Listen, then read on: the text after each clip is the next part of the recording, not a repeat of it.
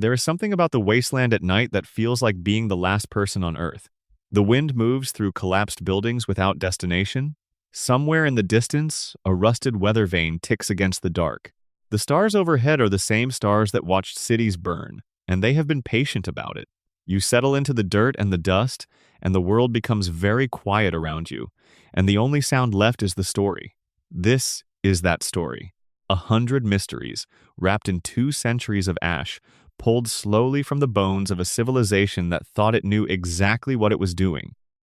Some of what you are about to hear has been confirmed by developers, by design documents, by the people who built these worlds. Some of it lives in the space between what the games say and what they imply, in the static between radio stations, in the handwriting of a dead overseer on a terminal screen no one was ever meant to read. Some of it may never be resolved. That ambiguity is not a flaw. It is the atmosphere. It is the whole point. So let the timer run.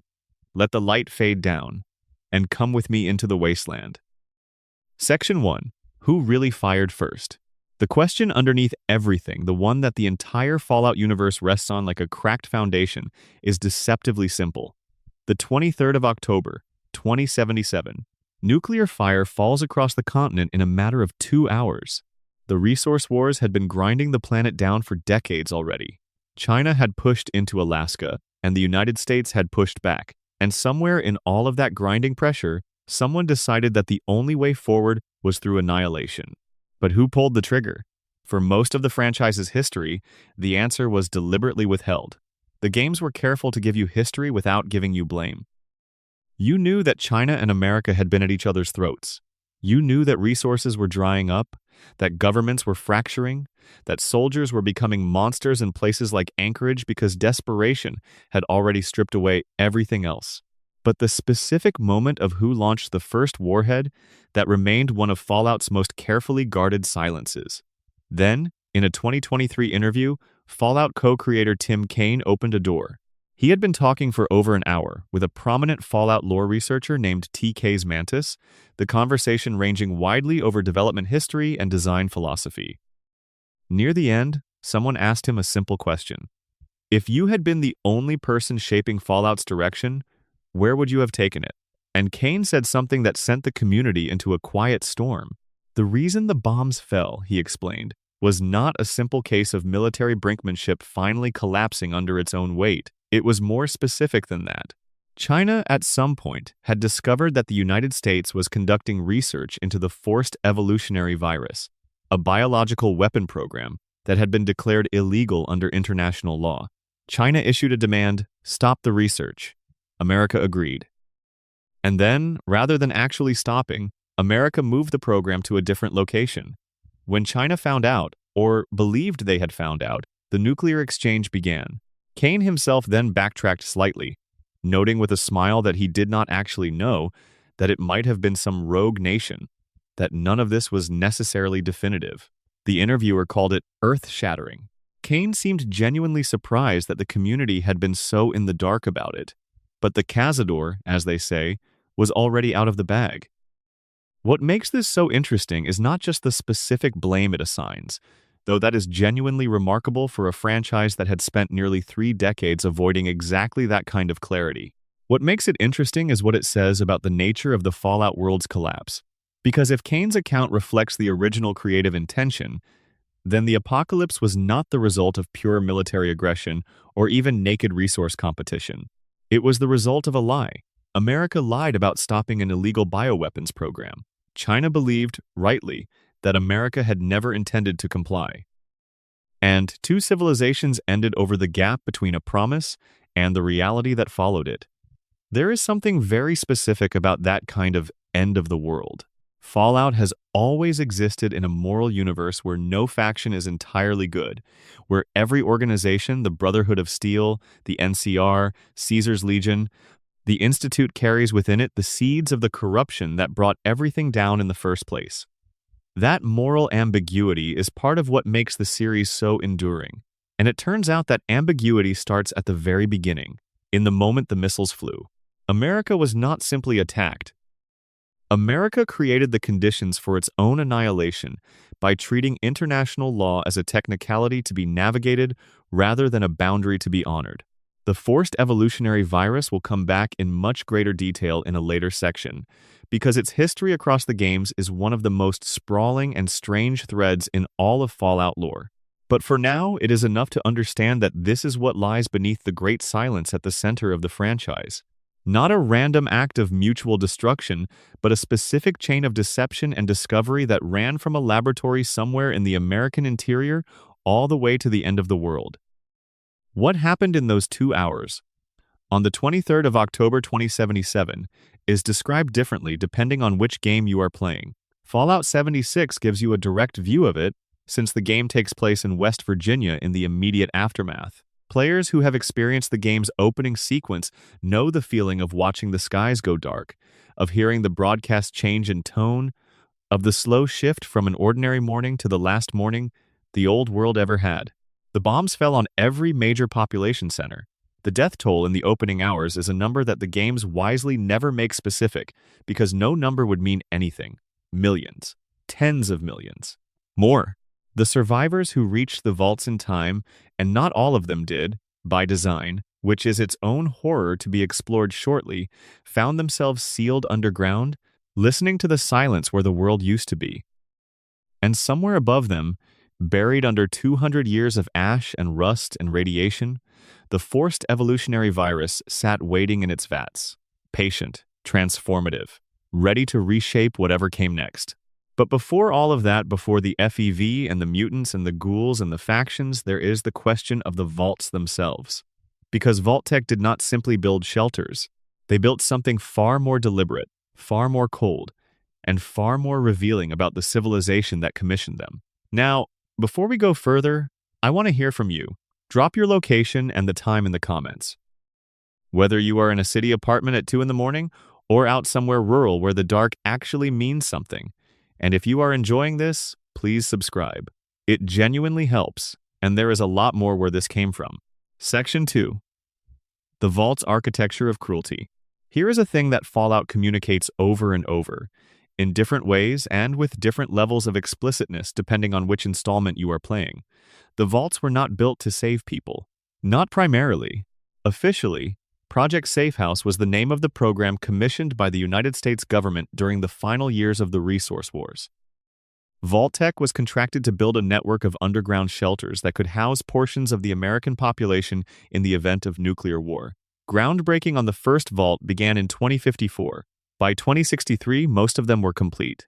The last 2 Vault 13 in California and Vault 112 in the capital Wasteland were finished in 2074, 3 years before the bombs fell. 122 vaults were eventually constructed across the continental United States.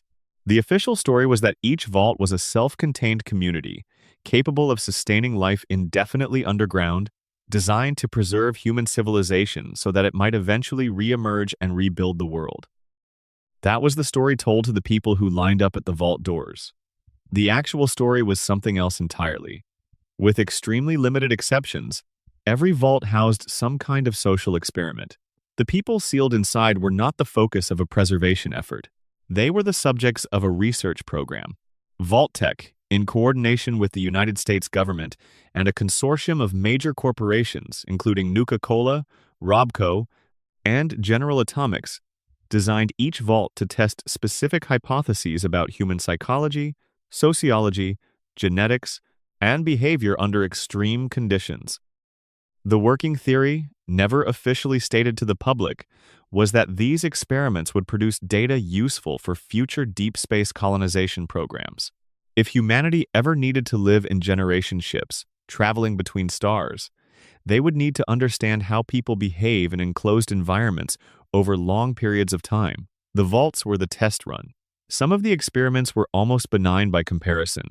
Vault 3, in the Mojave Wasteland, was actually a control vault, no experiment, just a standard shelter meant to serve as a baseline.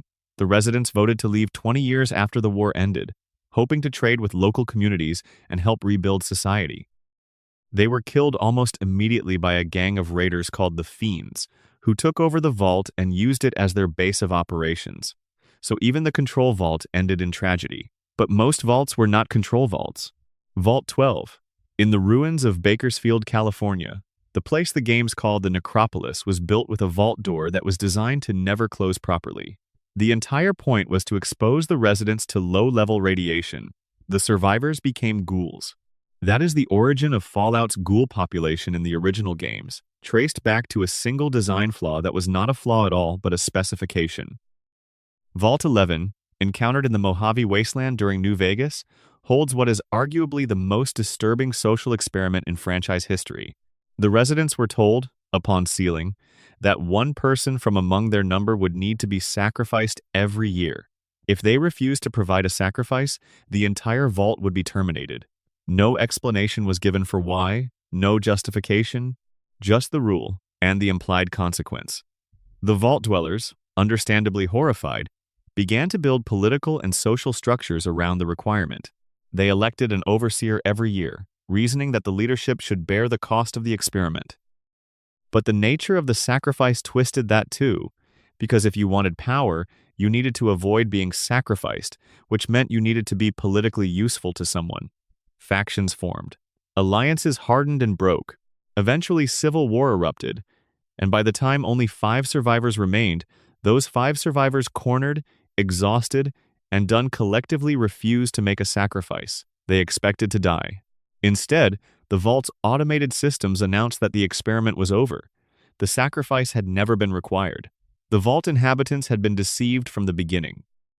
They had murdered each other, fractured their community, and destroyed their civilization for 100 years over a condition that was entirely fabricated. The survivors, the recording reveals, were told they were shining examples of humanity. They had proved, by refusing to sacrifice another person even at the cost of their own lives, that human beings were capable of choosing death over participation in cruelty. The 5 survivors then committed suicide. There is a holotape in Vault 11 that documents this moment. It is presented without comment by the game itself. You find it in a room of skeletons, and it sits there in your inventory, and the weight of it is its own kind of information. Vault 106, in the Capital Wasteland, released psychoactive drugs into the air filtration system 10 days after the door was sealed. The surviving inhabitants, exposed to continuous mind-altering compounds for 2 centuries, became the crazies barely recognizable as human, aggressive, and hallucinogenic in their behavior, living in the vault like a colony of something that used to be people. Vault 92, also in the Capital Wasteland, advertised itself as a preservation project for the country's most talented musicians. The finest performers were given priority access. What they were not told was that the vault used white noise to perform mind control experiments, attempting to trigger violent outbursts in select subjects to study behavioral contagion and crowd psychology. Eventually, the musicians began to turn on each other, and the vault fell into chaos. You find journals from performers who knew something was wrong, but could not locate the source of the wrongness, who watched colleagues become violent and erratic and wondered if they were next. Vault 87 in the Capital Wasteland was built to test the forced evolutionary virus on its residents. The inhabitants were never informed. The Vault staff, following sealed orders, began subjecting residents to FEV exposure. The survivors became East Coast super mutants, huge, yellow-skinned, feral, and endlessly territorial. The Vault itself became a source of new subjects, since super mutants cannot reproduce and need to continuously convert humans to replenish their numbers. They dragged people in from the surface for generations. Vault 95, encountered in Fallout 4, accepted citizens who were addicted to chems, promising them shelter and rehabilitation. The rehabilitation worked, for a time. Many of the residents made real progress. And then, years into the program, a Vault-Tec employee who had been living among them as a resident revealed a hidden stash of chems. The community collapsed almost immediately. The experiment had been designed to produce data on addiction relapse under stress. The relapse, in this case, was catastrophic. Vault 75, accessible through Malden Middle School in the Commonwealth, was a genetic research facility. Children were brought in, some orphans, some from families who genuinely believed they were entering a shelter. The children were raised and educated. When they reached a certain age, the unfit ones were eliminated. The rest were subjected to combat training and genetic experimentation, intended to produce a more physically capable strain of humanity. You can find the records. The clinical language of the reports is its own kind of horror. The gap between the bureaucratic prose and what it is describing so wide that the words themselves seem to bend under the weight of the reality they are carrying. Vault 118, added with Far Harbor, was designed to house 10 extremely wealthy residents in luxury, while simultaneously housing 300 less affluent residents in cramped, inferior conditions. The wealthy would have power over the other dwellers, including the ability to issue punishments. The vault never completed its experiment. It was never finished before the bombs fell, but the wealthy investors, facing the actual nuclear war they had assumed would never come, had themselves inserted into robo-brain frames to survive indefinitely. Vault 31, 32, and 33, the three-vault system, featured in the Amazon Prime television series, revealed another layer of the conspiracy that even the games had never made this explicit. These three vaults were designed to be an interconnected experiment in genetic preservation. Vaults 32 and 33 were populated with carefully selected residents, while Vault 31 contained Vault-Tec executives who had themselves cryogenically preserved, essentially choosing themselves as the administrators of the new world, sleeping away the centuries, until the time came to emerge and direct the reconstruction. The television series also revealed something the games had long implied but never stated directly. The Vault-Tec experiments were not merely the initiative of a single corporation acting in secret. They were part of a coordinated effort by the largest American corporations and the government itself, all of whom had decided, before the war even began, that the apocalypse was coming and that the survivors would be whoever they chose to preserve. Vault-Tec knew the war was coming. There is substantial lore support for this across multiple games. The timeline of vault construction, the specific nature of the experiments, the selection of subjects, none of this is consistent with a genuine humanitarian response to an unexpected catastrophe. It is consistent with a plan made in advance by people who had decided they would not try to prevent the catastrophe, but would instead shape what came after it. There is a certain kind of moral horror that is specific to organized patience. The Vault-Tec conspiracy is disturbing not because it is chaotic or violent, but because it is orderly. Someone made decisions. Someone wrote specifications. Someone approved the design for the Vault 12 door that would not fully close, and someone signed off on it, and that signature is part of why the necropolis exists. The banality of the process is inseparable from its evil. The question the games never quite answer, and perhaps never will, is how widely known this was within Vault-Tec itself. Were all employees aware? Were the Vault staff in on it? The answer seems to be no, at least not uniformly. Vault 81 exists as a partial counterexample. The Vault's overseer, Dr. Olivet, discovered the true nature of her Vault's experiment, which involved exposing residents to diseases in order to develop cures, and spent her career quietly sabotaging it, preventing the science division from conducting its worst experiments while keeping the residents safe and the Vault operational. The residents lived in blissful ignorance of what their Vault had been designed to do to them. Dr. Olivet kept her secret until her death. The existence of overseers like Dr. Olivet does not exonerate the institution, but it does complicate the picture. The Vault-Tec conspiracy was not a monolith of pure evil. It was, like most institutional evil, a system that was built for terrible purposes and operated by people who existed in varying relationships to those purposes, some complicit, some ignorant, some quietly resistant, some actively complicit and enthusiastic. And it is worth noting that the Vault system, for all its horror, did work in the narrow technical sense. People survived. Civilizations emerged. The NCR traces its roots to Vault 15. The Brotherhood of Steel grew from the soldiers who discovered the truth at Mariposa. The Vault Dweller of the first game, the Chosen One of the second, the Lone Wanderer, the Courier, the Soul Survivor, all of them are products of the Vault system. The experiment produced survivors. Whether that vindicates anything about the experiment is a question the games wisely leave unanswered. What the Vaults actually tell us, taken together, is something about the civilization that built them. America in the Fallout universe, under the pressure of resource depletion and geopolitical fear, had hollowed out its own values long before the bombs fell. The Vaults are the external expression of an internal corruption, a society that said it was protecting people while in reality treating them as assets to be managed and studied. The apocalypse was not the moment things went wrong. It was the moment the underlying truth of what things had already become became impossible to ignore. Section 3. The mysterious stranger ghost in every game. He appears without warning. In the flickering slow motion of Vault-Tec assisted targeting, when the odds are bad and the enemies are close, a figure materializes at the edge of perception. Trench coat. Fedora pulled low. A massive revolver that fires once and then is gone, and he is gone too, a retreating silhouette that the camera never quite catches. The mysterious stranger has been appearing in Fallout games since the very beginning, since the original Fallout in 1997, and after almost 30 years of in-universe time and real-world development, he remains one of the franchise's most carefully cultivated unknowns. He is not simply an unexplained feature. He is a mystery that the games are actively interested in deepening. In the earliest games, the mysterious stranger was essentially a mechanical flavor, a perk, a lucky break delivered in the form of a well-dressed gunman. The in-universe explanation for his existence was never offered, and that felt appropriate. The world of the wasteland is full of things that do not require explanation. Some encounters are just strange. The wasteland is that kind of place. But then Fallout New Vegas started paying more attention.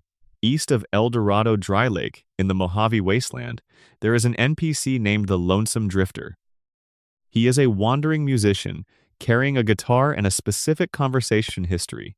In that conversation, if you press him, he will mention that his father was a man shrouded in mystery, a man he never knew, a man who was gone before the Drifter was old enough to form memories of him. The Drifter also carries a custom .44 Magnum revolver, the Mysterious Magnum. When you draw it, a guitar sting plays. The same guitar sting that plays every time the mysterious stranger appears in VATS. This is not subtle. The game is telling you something. The Lonesome Drifter is the mysterious stranger's son, or at least, the suggestion is being made. The game never confirms it. The stranger never appears in a cutscene and acknowledges the Drifter. The two will never share dialogue. But the evidence sits there in the design, careful and deliberate, waiting for someone to notice it. What does it mean for the mysterious stranger to have a son? It means, for one thing, that he is, or was, human enough to have a child. Whatever he is, and there is a range of theories that we will get to, he existed in the world in a way that allowed for human relationships. He was present in someone's life in some form, even if that presence was ultimately defined by absence. The Drifter does not seem resentful. Exactly. He seems resigned. His father was who he was, and that turned out to mean being mostly elsewhere. The most fascinating aspect of the mysterious stranger as a lore mystery is what Fallout 4 does with him. In the Commonwealth, your companion Nick Valentine is the only character in the games who directly acknowledges the stranger's presence when he appears in VATS. He will comment on it surprised, almost unsettled, noting that the stranger has apparently been active in both the capital wasteland and the Commonwealth. This places the stranger across at least 2 locations, separated by several hundred miles, and suggests that he has been operating as some kind of intervening force across the entire East Coast for an extended period. Nick's reaction is notable because Nick is himself a figure outside the ordinary rules of existence. He is a prototype synth carrying the memories of a pre-war human, effectively an archaeologist of personality operating in a body that should not work the way it does. If even Nick Valentine finds the mysterious stranger worth remarking on, that tells you something about the strangeness of the stranger himself. The theories range widely. Some players believe the mysterious stranger is a ghoul, a human being irradiated enough to achieve something close to immortality, still conscious and functional and moving through the wasteland with a specific purpose. This would explain his longevity across multiple games, set decades or centuries apart. It would also explain his near invisibility, his ability to appear and disappear without being tracked. Others believe he is something more supernatural than that, a spirit of the wasteland itself, or something connected to the more metaphysical elements of the lore that occasionally surface in the franchise's stranger corners. The fact that he seems to actively assist players across different time periods and different regions of the country with no apparent motivation beyond intervention has a quality that feels less like human agency and more like cosmic function. There is a theory that connects the mysterious stranger to the fate of the courier in New Vegas. The courier, left for dead in a shallow grave outside Goodsprings, survives a point-blank gunshot to the head and goes on to reshape the fate of the Mojave. The survival itself is implausible enough that some players read the mysterious stranger as the unseen hand behind it arriving first, delivering the shot that should have been fatal at a deliberately survivable angle, setting the entire story in motion. This theory has no direct textual support, but it has a satisfying coherence. The mysterious stranger does not appear until you have the perk that summons him, and yet within the fiction of the game world, he has presumably been out there all along, operating according to an agenda that the player never fully learns. If he is capable of intervening decisively at one moment, he is capable of intervening subtly at another. What makes the mysterious stranger work as a mystery is that the game never makes the mistake of explaining him away. The developers have been asked about him across multiple interviews, across decades, and they have consistently declined to make anything definitive. He exists in the space between player and character, a point of contact between the meta and the diegetic, and resolving him would collapse that productive ambiguity into mere backstory. There is one other wrinkle worth noting. The music that plays when he appears, that distinctive, twanging, Western guitar theme, is the same melody, slightly varied, that plays when the lonesome drifter draws his custom magnum. The musical echo is the closest thing to confirmation the games offer. A shared theme, a shared instrument, a shared mythology. Two figures in the wasteland whose stories may be the same story told from different ends of a familial silence. Somewhere in the Mojave, a wandering musician carries the ghost of a father he never knew in the weight of a revolver. Somewhere in every wasteland, a figure in a hat arrives exactly when the odds are worst. Whether these two facts are connected, and what exactly connects them, is something the franchise has chosen to leave as a song without a final verse. Section 4. The Forced Evolutionary Virus and How It Changed Everything. Here is a question that sounds simple but has a complicated answer. What exactly is a supermutant?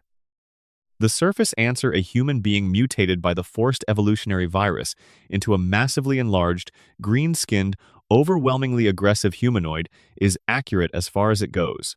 But the deeper answer is that supermutants are not one thing.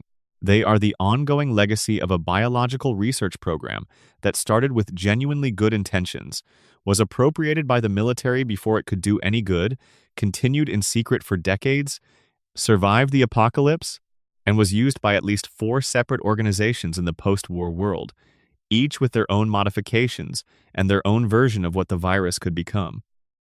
The forced evolutionary virus begins in 2055 at a company called Vault-Tec, the same defense contractor responsible for the T-51B power armor.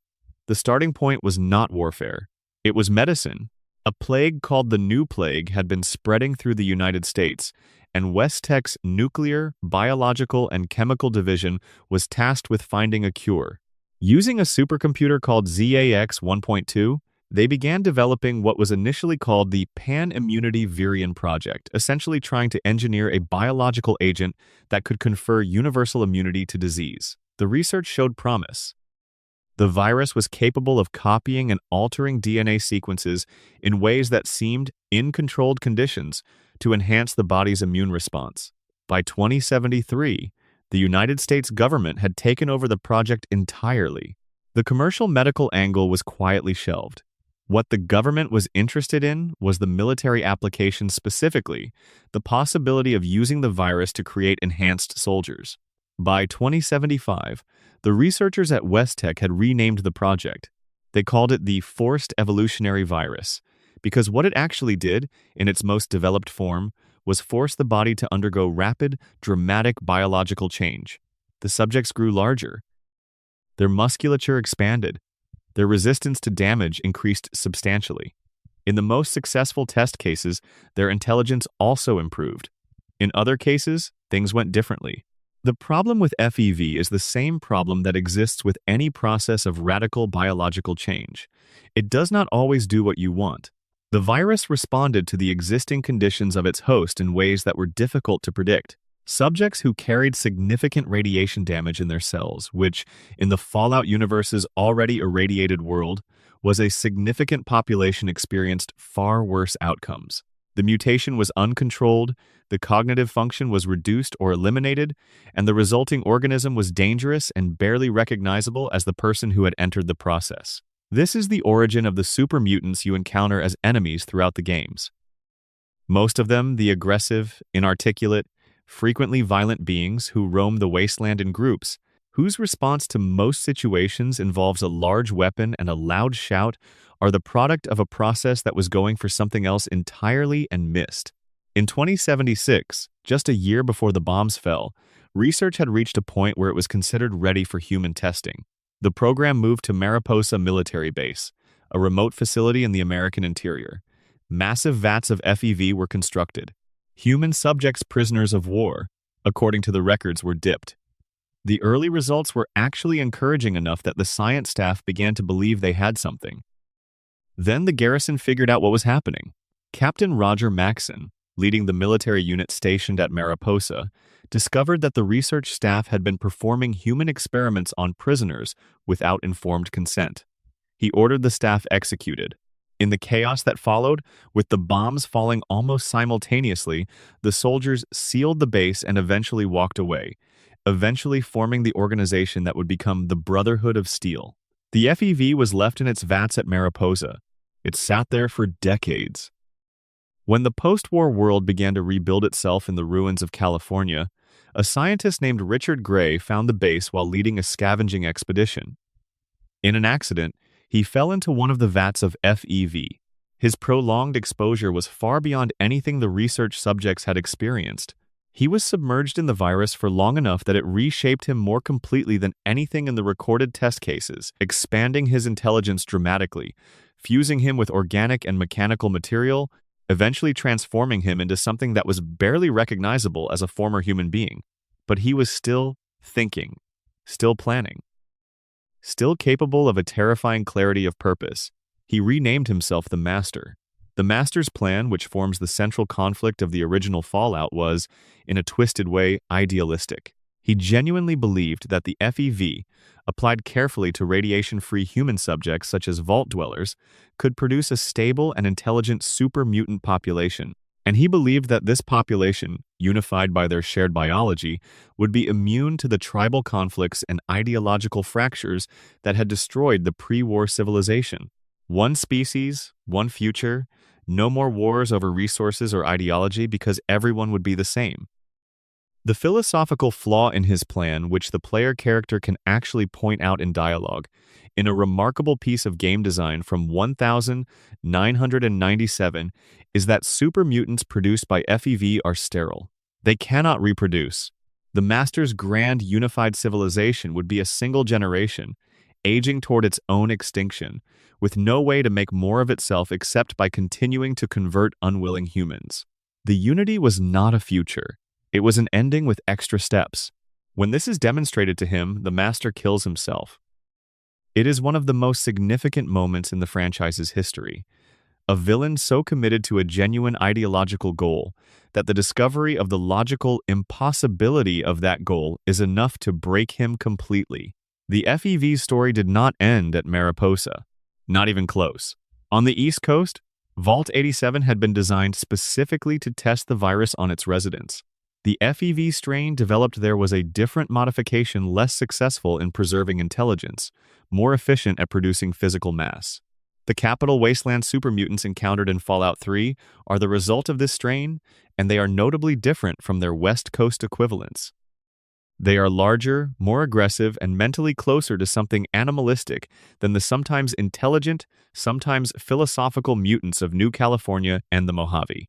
The East Coast strain also cannot create new supermutants without a fresh supply of human subjects, which is why supermutant camps in Fallout 3 always have captured humans nearby. The system is self-perpetuating in the worst possible way. The Enclave, the remnant of the pre-war government, acquired a modified strain of FEV in Fallout 2. Their version was tailored towards something different and arguably even more horrifying, a variant that could sterilize or kill anyone with any degree of mutation in their genome. In a world where radiation had touched virtually every living thing, this was effectively a weapon of total genocide. Only the Enclave's carefully preserved radiation-free members would survive the application of their FEV. Everyone else, super mutants, ghouls, wastelanders, even people who appeared perfectly human on the outside would die. The Institute in the Commonwealth developed yet another strain, using FEV in a process they never fully disclosed publicly, including to many of their own members. Their version produced the super mutants found in the Commonwealth, somewhere between the West Coast and East Coast strains in terms of intelligence, capable of speech and some degree of organization, dumped onto the surface by Institute operatives as a kind of living experiment they no longer felt responsible for managing. What connects all of these different strains, all of these different organizations and their different applications, is the virus itself, which is by its nature adaptive, responsive, and capable of being modified in almost infinite ways. FEV is not one thing. It is a platform, a kind of biological programming language that different people have used to write different codes. The outcomes range from the intelligent, functioning mutants of New California figures like the super mutant Marcus in Fallout 2 and New Vegas, who runs a town and has genuine political opinions, to the barely coherent aggressors of the capital wasteland. There are also the Nightkin. The Master, during his time building his army, created a specialized unit of super mutants who used Stealth Boy's personal cloaking devices that bend light around the user as a standard part of their operations. These were his elite fighters, invisible and deadly. But prolonged Stealth Boy usage has a side effect that was not initially understood. It causes serious neurological damage. The Nightkin developed schizophrenia, paranoia, and a range of other mental health deteriorations that made them erratic and unpredictable. By the time of Fallout New Vegas, the Nightkin are scattered across the Mojave in small groups, deeply disturbed, and dealing with the long-term consequences of what they were asked to do in service of the Unity. Tabitha, the self-styled Queen of the Black Mountain Super Mutants in New Vegas, is a Nightkin. Her radio broadcasts, which you can tune into while traveling the Mojave, are equal parts terrifying and deeply sad, a mind that was clearly capable of complex thought, fractured by decades of chemical neurological damage into something that broadcasts its pain in the form of increasingly unhinged programming. The FEV is, ultimately, the franchise's central metaphor for what happens when you treat the body, human or otherwise, as a problem to be optimized. Every organization that has touched it started with a goal, and the goal was always reasonable sounding on its surface. Cure disease, create soldiers, build a better species, ensure survival. The virus did not care about the goals. It did what viruses do, which is change things, and the changes were rarely what anyone had planned. Section 5. The Dunwich Mystery Fallout's Lovecraftian Heartbeat. In the southwestern corner of Fallout 3's capital wasteland, far from the main roads, removed from the central drama of the story, there is an office building that should not be worth your time. It is called the Dunwich Building. The immediate vicinity is stripped of life in a way that goes beyond the usual desolation of the wasteland. The terrain around it is jagged, fragmented, as though something broke the earth from below and then thought better of it. There is no road leading to the parking lot. The building itself is a dark, multi-level ruin, and even before you enter it, a neighbor, the NPC named Ronald Laren at Girdershade, will tell you to stay away from it. He calls it bad mojo. He says he hears weird stuff going on there. He is not wrong. The Dunwich Building is a deliberate reference to H.P. Lovecraft's 1000,929 story, The Dunwich Horror, which describes an unseen creature nurtured by dark magic in the Massachusetts countryside before being unleashed on the locals. The name is the first signal. Everything that follows is a sustained, careful translation of Lovecraftian dread into Fallout's post-apocalyptic vocabulary. Inside the building, you begin finding audio logs. They belong to a man named Jaime, and they chronicle his search for his father, who disappeared after becoming obsessed with a mysterious book. The logs start matter-of-fact and become increasingly disturbed. Jaime tracks his father here, finds evidence of the book's influence, begins to hear things. By the time you reach the deepest logs, Jaime is no longer narrating a search. He is narrating a surrender. At the bottom of the Dunwich Building, past the Forsaken Ruins and through a cave system called the Virulent Underchambers, there is a chamber. In that chamber is an obelisk. The obelisk is not easily described in neutral terms. It is a black stone pillar. Heavily irradiated, it will damage you simply by being near it and organic in the wrong ways. Vines circle its base, skulls run up its back, and from its face, a humanoid figure appears to be reaching outward, as though emerging from the stone itself or being consumed by it. Around the obelisk, feral ghouls have gathered, and they appear to be worshipping it. Standing among them, arms raised, is Hami, now a ghoul. Mutated by whatever the obelisk has been radiating into the area, his audio log journey complete. The voice near the obelisk whispers names. Alhazred. Geeth. Both of these names appear in Jaime's final log as well. Alhazred is a reference to Abdul Alhazred, the mad Arab poet of Lovecraft's mythology, the author of the fictional Necronomicon. The names are signals, placed deliberately by the game's designers. Level designer Jeff Brown worked on the Dunwich building, specifically pointing toward a tradition of cosmic horror that predates nuclear war and will outlast it. The story does not end there. It extends. The Point Lookout DLC for Fallout 3 takes the player to a swamp environment based on the Maryland coast. There, a quest called The Dark Heart of Blackhall involves an elderly man named Obadiah Blackhall, who asks the player to retrieve a stolen book. The book is called the Krivbeknai. Another NPC named Marcella intercepts the player, warning against returning the book and providing an alternative. Take it to an obelisk in the north, in a place called Dunwich, and destroy it there. If the player follows Marcella's instructions, the Krivbekni can be pressed against the Dunwich obelisk, and something happens. The book is destroyed, consumed, the two artifacts seemingly sharing a connection that explains why destroying one against the other is possible. But what is the Krivbekni? The game describes it as possessing a dark power connected to rituals that the swamp folk of Point Lookout have been performing. The rituals are blood-soaked, and the language around them is deliberately chosen to evoke something older and more malevolent than any human agenda. The book appears to be an artifact of the same entity or entities connected to the obelisk Ugg-Qualtoth, a name that appears in the Dunwich building's logs and in the Point Lookout material, clearly Lovecraftian in construction. Fallout 4 then adds another layer. In the Commonwealth, there is a location called Dunwich Borers, an active quarry that a company called Dunwich Borers LLC had been operating before the war. The local raiders who now inhabit it are different from other raiders. They are deluded in specific ways. They see things. They hear things. The further down you descend into the quarry, the more the reality of the place seems to bend. At the bottom, below the groundwater level, you find a stone face carved into the rock watching, expressionless, old in a way that the pre-war era does not account for. You find a ritual knife that Jamie mentioned in his Fallout 3 audio logs. And you find glimpses of the past brief, disorienting temporal flashes that show you workers at the dig site before the war, conducting rituals they may not have fully understood. The cut content for the Blackhall quest reveals that an ancestor of Obadiah Blackhall was related to a man named Richard Dunwich, the founder of Dunwich Borers LLC. The Blackhall and Dunwich families are, the suggestion goes, longtime servants of Ugg-Qualtoth, connected by bloodline across the centuries and across the geography of the East Coast. The CEO of Dunwich LLC chose his quarry location deliberately because of what lay beneath it. The obelisk under the office building was found, not stumbled upon. The Fallout 76 connection is more oblique but present.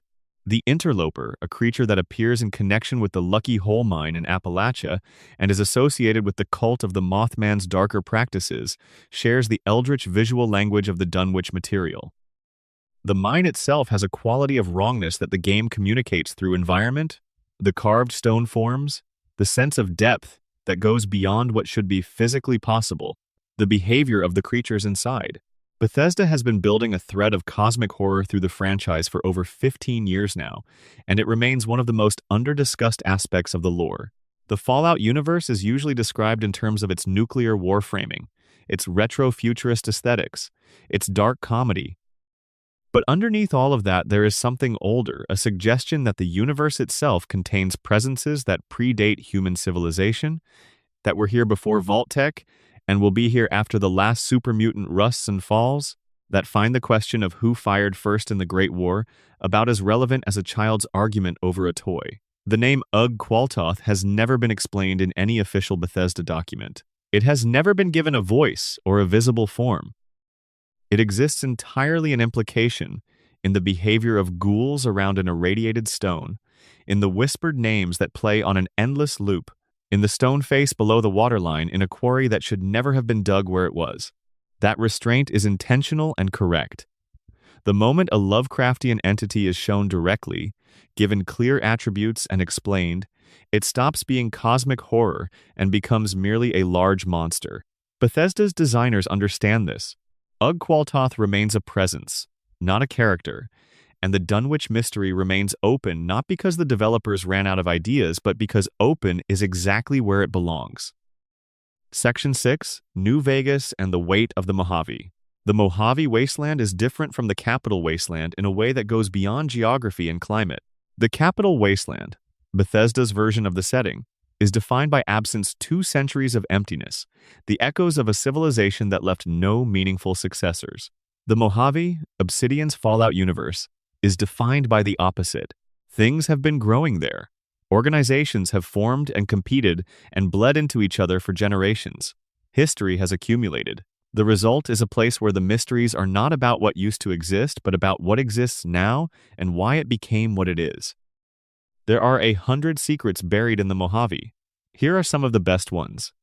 The courier begins the game in a shallow grave. Shot in the head by a man named Benny at the New Vegas Strip's behest, left for dead outside Goodsprings, dug up by a Securitron named Victor, and delivered to a doctor named Mitchell, who manages to extract the bullet and close the skull.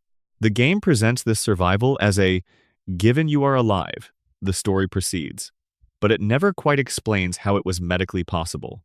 Mitchell's clinic is a modest pre-war house in a small desert town. His equipment is improvised and aging.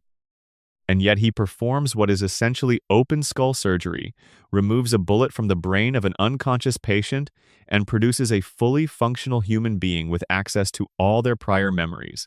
The courier's survival is the premise of the game, and Obsidian knew it was implausible, and they leaned into that implausibility rather than papering over it, because the courier is explicitly meant to be exceptional.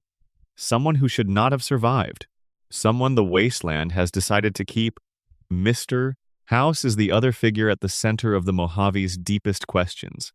Robert Edwin House is the founder, sole shareholder, and absolute autocrat of New Vegas, a genius-level polymath who built his fortune through technology development before the Great War, who predicted the nuclear exchange with enough accuracy to prepare Securitron robots and missile defense systems, and who has been alive for over 260 years, in a life support pod deep beneath the Lucky 38 casino. He is the man who, more than anyone else, made New Vegas what it is, restored the Strip, kept the civilization alive, built the infrastructure of the Mojave's most functional society. He is also deeply strange in ways that the game does not fully resolve. House claimed that he survived the war not through cryosleep or ghoulification, but through his own technological maintenance program, a series of life support systems and medical interventions sophisticated enough to sustain consciousness for centuries without the usual side effects. His body is described as essentially desiccated, maintained rather than alive in the traditional sense. He has been unable to leave his pod for decades. His mind operates through the Lucky 38 systems and through the network of Securitrons he commands. What House is building toward in New Vegas is, he says, a spacefaring civilization. He wants to take humanity off Earth within 200 years. He is working toward this goal with the patience of someone who genuinely does not expect to die before achieving it. His interest in the NCR, Caesar's Legion, and the Courier is entirely instrumental. They are pieces on a board, and the board is the Mojave, and the game beyond the board is the stars. The mystery is not whether House believes this. He clearly does. The mystery is whether it is possible, and more deeply, whether House's methods, autocracy, manipulation, and a fundamental lack of interest in human freedom as a value can actually produce the civilization he envisions, or whether they will produce something that looks like civilization from the outside and is something else entirely on the inside. House has his own quiet tragedy, buried under the pragmatism. He has been alone for over 2 centuries. The Lucky 38 is beautiful and empty. The Securitrons are loyal and functional, and entirely unable to be company in the way that another human being can be company. There is a version of House's story that is about a man who made himself into a machine in order to outlast everything he cared about, and succeeded, and found that outlasting things is not the same as living. Vault 11 deserves its own meditation in this section because it connects to the Mojave's larger political reality in ways that are easy to miss. The Vault's experiment, the annual sacrifice, the political corruption that grew around it, the Civil War, the Final Five, and their refusal took place over decades. The records you find inside the vault trace the arc of a civilization in miniature. The early holotapes sound relatively functional. There is political disagreement, there is tension, but the community is governing itself with something recognizable as process. Then the pressure accumulates. Then the deaths accumulate. Then the factions develop the specific hostility that comes from people who have been in close proximity under stress for generations, and the violence begins. The final 5 survivors are not saints. They killed people to survive. They were products of the system that destroyed the vault, even as they refused its final demand. Their choice to die rather than continue is a statement about the limits of their culpability, not a retroactive absolution of the path that led there. It is worth noting that this story has a parallel in the Mojave's surface politics. The NCR is a democracy that has become under resource pressure and territorial expansion, something that functions less democratically than it claims. Caesar's Legion is an authoritarian society that produces military efficiency at the cost of everything else. Mr. House is honest about being a dictatorship, which is, in its way, less hypocritical than the alternatives. The ending of New Vegas, whatever ending the player chooses, is not a clean resolution. The courier can deliver the Mojave to one of these imperfect systems, or can attempt something more idealistic that the game's writers clearly felt skeptical about. Vault 11 is a crystal of this larger argument. Every system of governance that the Vault tried eventually failed. The annual sacrifice was the rule, and the rule produced everything that followed from it: the politics, the factions, the Civil War, the silence at the end. The game does not offer a better system. It offers the question of whether there is one. Then there is Ulysses, and the divide, and the shadow that falls across the entire DLC structure of New Vegas. Ulysses was supposed to be Courier 6. He was in the office when the delivery order came in, and he saw the courier's name on the list of active couriers, and he left. He walked away from the assignment, and the courier took it instead, and everything that followed the shooting, the grave, the game itself flows from that single act of abdication. Why did Ulysses walk away? That is the question the DLC slowly answers. Ulysses had been to the divide before the courier. He had been there as a scout, as a frumentarius for Caesar, trying to understand a settlement that had been growing radiated the wasteland outside the Mojave's established geography. A settlement that, somehow, the courier had helped build through a series of deliveries. Supply runs through a place that would become the divide, packages that contained, without the courier's knowledge, nuclear warheads in their components. The divide was built on deliveries the courier made before the game began. When the warheads were accidentally triggered, the divide destroyed itself. Everyone the courier had unknowingly helped to build the place was killed. Ulysses witnessed this. He was there when it happened, or arrived shortly after, and he blamed the courier, not for malicious intent. Even he acknowledges the courier did not know, but for the carelessness of participation. For being the instrument without asking what the instrument was being used for? His plan, when the courier finally meets him at the end of Lonesome Road, is to launch nuclear warheads at both the NCR and Caesar's Legion, setting back both powers and returning the Mojave to a kind of blank slate. He sees himself as an agent of historical reset, a man so disgusted with what the old world's remnants are doing with their power that he wants to blow them away and start again. The courier can talk him down, or fight him, or agree with him, to varying degrees. What makes Ulysses interesting as a character beyond the remarkable voice performance by Roger Cross and the philosophical density of his dialogue is that he is not wrong about everything. The NCR really is a problem. The Legion really is a problem. The divide really was destroyed by a chain of events that included the courier's actions. His diagnosis is largely accurate. It is the prescription that fails. The DLC structure of New Vegas Dead Money, Honest Hearts, Old World Blues, Lonesome Road forms a thematic arc about the weight of the past, about the ways that history burdens the present, about whether it is possible to move forward without being defined by what came before. Each DLC places the courier in a location defined by historical trauma. The Sierra Madre, trapped in a pre-war dream.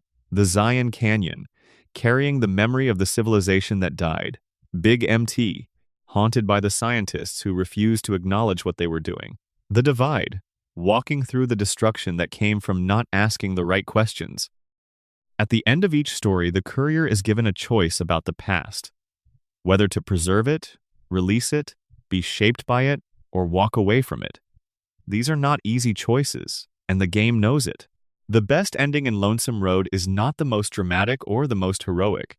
It is the one in which the courier understands Ulysses well enough to offer him an alternative to destruction, not by defeating his argument, but by acknowledging it and proposing something other than a nuclear reaction as a response. The Mojave's mysteries are not primarily about hidden rooms or undiscovered factions. They are about what it means to inherit a world that was destroyed and what you owe to the destruction, and whether you can build anything worth having in its shadow. Section 7. The Cryptids of Appalachia. There is something that distinguishes Fallout 76's Appalachian Wasteland from every other setting in the franchise. It is openly and enthusiastically haunted. Not haunted in the metaphorical sense that the entire post-apocalyptic world is haunted by the civilization it replaced, though that is true too, but haunted in the classical folkloric sense. Things move through the woods at night that should not exist. Sightings accumulate. Descriptions are inconsistent but recurring. The line between myth and reality in West Virginia has always been permeable, and in the context of a world reshaped by nuclear radiation and biological experimentation, that permeability has become something stranger still. The Cryptids of Appalachia are Fallout 76's most distinctive contribution to the franchise's lore, and they are worth sitting with carefully. The Mothman is the most prominent. In real-world West Virginia, the Mothman legend traces to a series of sightings in 1966 and 1967 around the town of Point Pleasant, culminating in the collapse of the Silver Bridge in December of that year, which killed 46 people. The creature was described by witnesses as a large, winged humanoid with red, glowing eyes. Some accounts associated it with prophecy, with omens of disaster, with an alien or supernatural intelligence observing humanity from a distance. In Fallout 76, the Mothman exists, but it is not one thing. There are multiple variants of Mothman in the game, and they are treated with theological seriousness by two competing factions that developed before and after the Great War. The Enlightened worship the purple-eyed wise Mothman, which they describe as an ancient entity that existed before the war and possesses genuine cosmic knowledge. The dim ones worship the red-eyed variant, which they call the Deceiver, a different being, in their view, masquerading as the true Mothman for its own purposes. The wise Mothman, in rare encounters, will grant the player character a small experience point bonus. The game offers this as a kind of in-universe confirmation that the Enlightened's theology has at least some basis. Whatever the purple-eyed Mothman is, encountering it seems to confer something. The experience boost is a mechanical representation of what the cult describes as cosmic knowledge. Before the war, the cult of the Mothman had reached a state of genuine religious fervor around Point Pleasant. A summoning ritual was performed on the 22nd of October, 2077, the day before the bombs fell, and a single cultist recorded in their log that the summoning appeared to succeed. The Mothman appeared. The cultist received a warning: gather on the rooftops. The cultists took to the rooftops on October 23rd. The flood came, just as the prophecy had suggested. But it was not water. It was nuclear fallout. The cult took shelter where it could, many dying in the initial radiation wave, others surviving to form the post-war cult communities that still populate Point Pleasant and the surrounding areas. Whether the Mothman actually warned them is ambiguous in exactly the right way. The cult survived in greater numbers than the broader population. Whether that is because of supernatural intervention or because spending the night on a rooftop was better than spending it in a basement when fallout was falling, the game does not say. The Flatwoods monster draws from a specific 1,952 sighting near the town of Flatwoods, West Virginia, in which a local family and friends reported seeing a dark, humanoid figure with glowing eyes following a bright light in the sky. In Fallout 76's lore, the Flatwoods monsters are eventually revealed through the Invaders from Beyond update to be scouts for an extraterrestrial invasion force, Zetans, the alien species encountered in Fallout 3's Mothership Zeta DLC. Before the main invasion attempt in 2104, the Flatwoods monsters had been on Earth conducting surveillance, occasionally abducting wastelanders for experimentation. The accounts of people being taken and returned with no memory of what happened to them, which exist in the game's holotapes and NPC dialogue, were not hallucinations. The connection between the Flatwoods monsters and the Zetans closes a loop that Fallout 3 opened. The alien ship in Mothership Zeta, with its cargo of abducted humans spanning centuries, was clearly part of a long-term observation program. The Flatwoods monsters are the ground-level manifestation of that program, the Scouts, not the command structure. The Grafton monster is a more prosaic horror, a West-Tec experiment that escaped. Specifically, the company's Appalachian Research Facility had been working on an FEV strain, designated FEVs 006458, using what the records call the Snallygaster strain as a base. On the 23rd of October, 2077, the same day the bombs fell, researchers achieved what the documentation describes as a stable mutation, a creature of enormous physical size.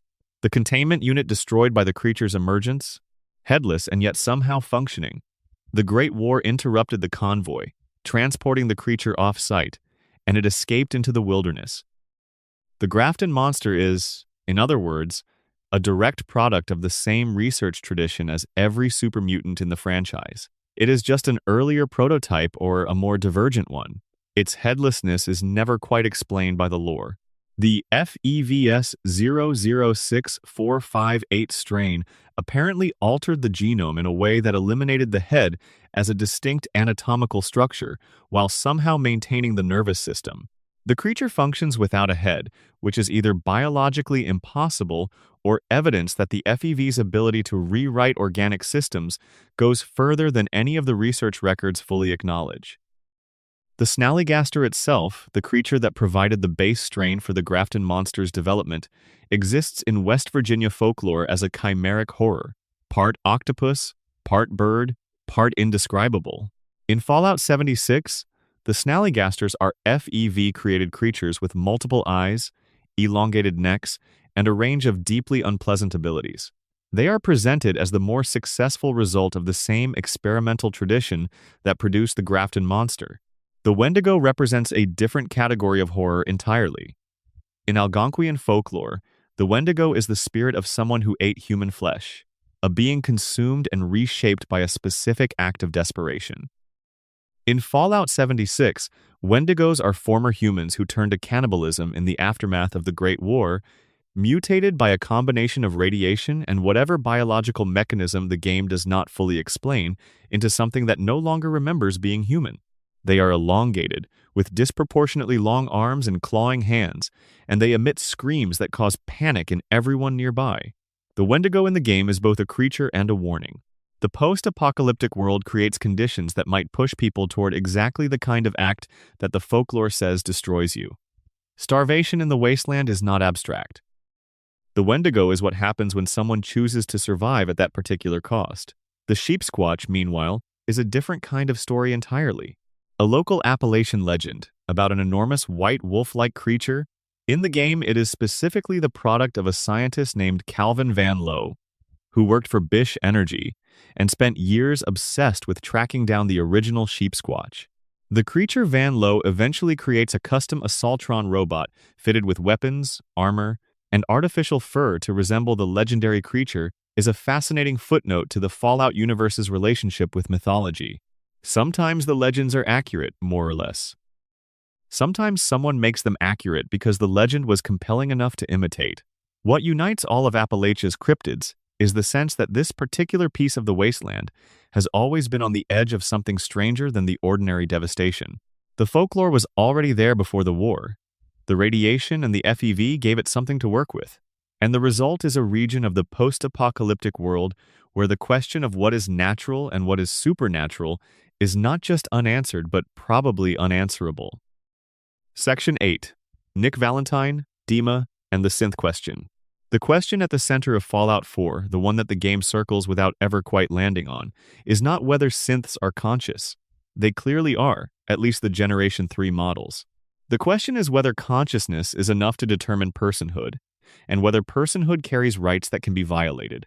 It is a question with a specific historical resonance that the game makes explicit through the Railroad faction, who name their safe houses after stops on the actual Underground Railroad and speak in language borrowed directly from the abolitionist tradition. The Institute creates beings that are indistinguishable from humans, with human-level cognition and emotional complexity, and then treats them as property. The Railroad's position is that this is slavery. The Brotherhood's position is that synths are machines, regardless of their apparent consciousness. The Institute's position is that the question is philosophically irrelevant. Synths were created for a purpose, and their creators determine their status. Nick Valentine exists at the center of this question because he occupies a genuinely unique position in the hierarchy of synthetic beings. He is not a Generation 3 synth, the kind that can pass for human on the surface. He is a prototype, a bridge between the mechanical Generation 2 and the biological Generation 3, built to test whether a synthetic body could support human-level cognition and personality. The Institute gave him the memories and personality of a real pre-war human being, a Chicago detective named Nick Valentine, who had volunteered for a brain-scanning experiment at the Commonwealth Institute of Technology in the weeks before the Great War. The original Nick Valentine was a complicated man, a cop with a genuine moral core engaged to a woman named Jennifer Lands, newly arrived in Boston, with a specific history of confronting organized crime. A mobster named Eddie Winter had murdered Jennifer after the detective started building a case against him. The original Nick never got to finish what he started. The synth Nick, wandering the Commonwealth with 200 years of accumulated experience and a pre-war detective's sense of justice, eventually tracks Winter down with the player's help. The confrontation is one of the better character moments in Fallout 4. A synthetic being carrying someone else's grief, completing revenge for a man who is long dead, and not entirely sure whether this resolution belongs to him or to the memory he is made of. Nick's philosophical uncertainty about his own identity is written carefully throughout his companion dialogue. He does not claim to be the original Nick Valentine. He acknowledges that he is something new, built from old material. He has accepted that his memories are not his in the traditional sense. They were borrowed, encoded, loaded into hardware, and yet he also clearly feels them as his own. The grief for Jennifer feels real. The anger at Winter feels real. The question of where the distinction between authentic feeling and faithful simulation lies is one the game poses through Nick and then, correctly, declines to answer. Dima, Nick's prototype sibling, answers the same question differently. Dima was the other of the two initial prototypes. Where Nick was loaded with a pre-existing human personality, Dima was allowed to develop his own. He grew through experience rather than inheritance. And the personality he developed reflective, philosophical, willing to consider the ends in relation to the means produced a leader who eventually brought a community of escaped synths to Acadia on the island of Far Harbor and held them together through a combination of genuine care and, as the Far Harbor DLC reveals, significant moral compromise. When the player discovers Dima's buried memories, they find that he has murdered the original Captain Avery of Far Harbor and replaced her with a synth copy. He has set up failsafes that would allow him to destroy either Far Harbor or the Children of Adam's base if either faction became too dangerous to Acadia. He has been operating not as the pacifist community leader he presents himself as, but as a sophisticated strategist willing to use Institute-level methods, deception, replacement, instrumental manipulation in service of goals he has decided are worth the cost. The revelation is deliberately designed to complicate the player's sympathies. Dima is genuinely trying to protect his community. The compromises he has made are recognizable ones versions of compromises that human political leaders make, versions of the trade-offs that every functioning society has to make between its stated values and the pressures of survival. The horror is not that Dima is evil. The horror is that he is reasonable. Nick's reaction, when Dima is revealed to him, is the most interesting part of the story. Nick was the synth who carried a human's memory. Dima was the synth who built his own self from scratch. When they meet again after 2 centuries apart, Dima remembers their history together. Nick does not. Dima forcibly took Nick's memories of their shared time when they escaped the Institute to protect the location of Acadia. This is also a horror that is recognizable. A brother who erased your memory of him because he thought he was protecting you. A gift of forgetting that is also a theft. When Nick receives the holotape proving what Dima did, the player has to help him decide how to feel about it, whether to offer warmth, distance, or something in between. The Fallout 4 theory that the player character themselves might be a synth is worth addressing here because it lives in exactly the same thematic territory. The theory goes like this. When the Institute sent Kellogg to retrieve the infant Sean from Vault 111 in 2227, they also had time to take the cryo-frozen adult, the player character, and replace them with a Generation 3 synth loaded with the original's memories. The original spent 60 years in Institute captivity while the synth slept in the vault, woke up in 2287, and has been operating as a synth ever since without knowing it. The evidence for this theory is circumstantial but not nothing. The player character is unusually resistant to damage for a human being. Their survival of the gunshot in the opening for returning players who assume they witnessed their spouse's murder before being refrozen is convenient. The Institute has both the motive and the capability, and the thematic resonance, the player as the most intimate possible expression of the game's central question about synthetic identity, is almost too elegant to be accidental. The counter-evidence is also real. Father, Sean explicitly refers to the player as his parent, not as a synth copy of his parent. The game's ending slides do not treat the player as anything other than the original person, and the theory, while narratively compelling, requires reading a lot into gaps rather than into positive evidence. What the theory does, regardless of whether it is true, is complete the game's thematic circle. If the player is a synth, then the entire journey, the grief over the murdered spouse, the search for the stolen child, the confrontation with Father is the journey of a synthetic being, living through authentic human emotions, completing the same arc of identity formation that Nick and Dima completed before them. The question of whether that matters, whether it changes anything, whether the player's love for their child is less real because of what they might be, that is the question the game wants you to carry. Section 9. The small things that hit the hardest. Fallout's environmental storytelling is one of the franchise's greatest quiet achievements. In every game, in every setting, there are rooms and hallways and open spaces that tell complete stories without a single line of dialogue. You walk into a space and read what happened there, from the position of bodies, from the contents of terminals, from the objects arranged on shelves and the state of the door between two rooms. Some of these stories are small, some are enormous. All of them are more carefully constructed than they at first appear. Little Lamplight, in the capital Wasteland, is a children's community built inside a natural cavern system near Vault 87. It is remarkable primarily for what it implies about how it came to exist. The holotapes inside Little Lamplight trace the community's founding to a group of children who were on a school field trip to the cavern system when the bombs fell. The adults who were with them tried to enter Vault 87, which is accessible from deep within the cavern system, and were refused entry. A vault technician on the other side told them they were already dead. Whether this was policy, fear, or the specific delusion of one traumatized employee is never clarified. The adults were lost. The children were left. A boy named Jason Grant took charge. The earliest holotapes are extraordinary in their matter-of-factness.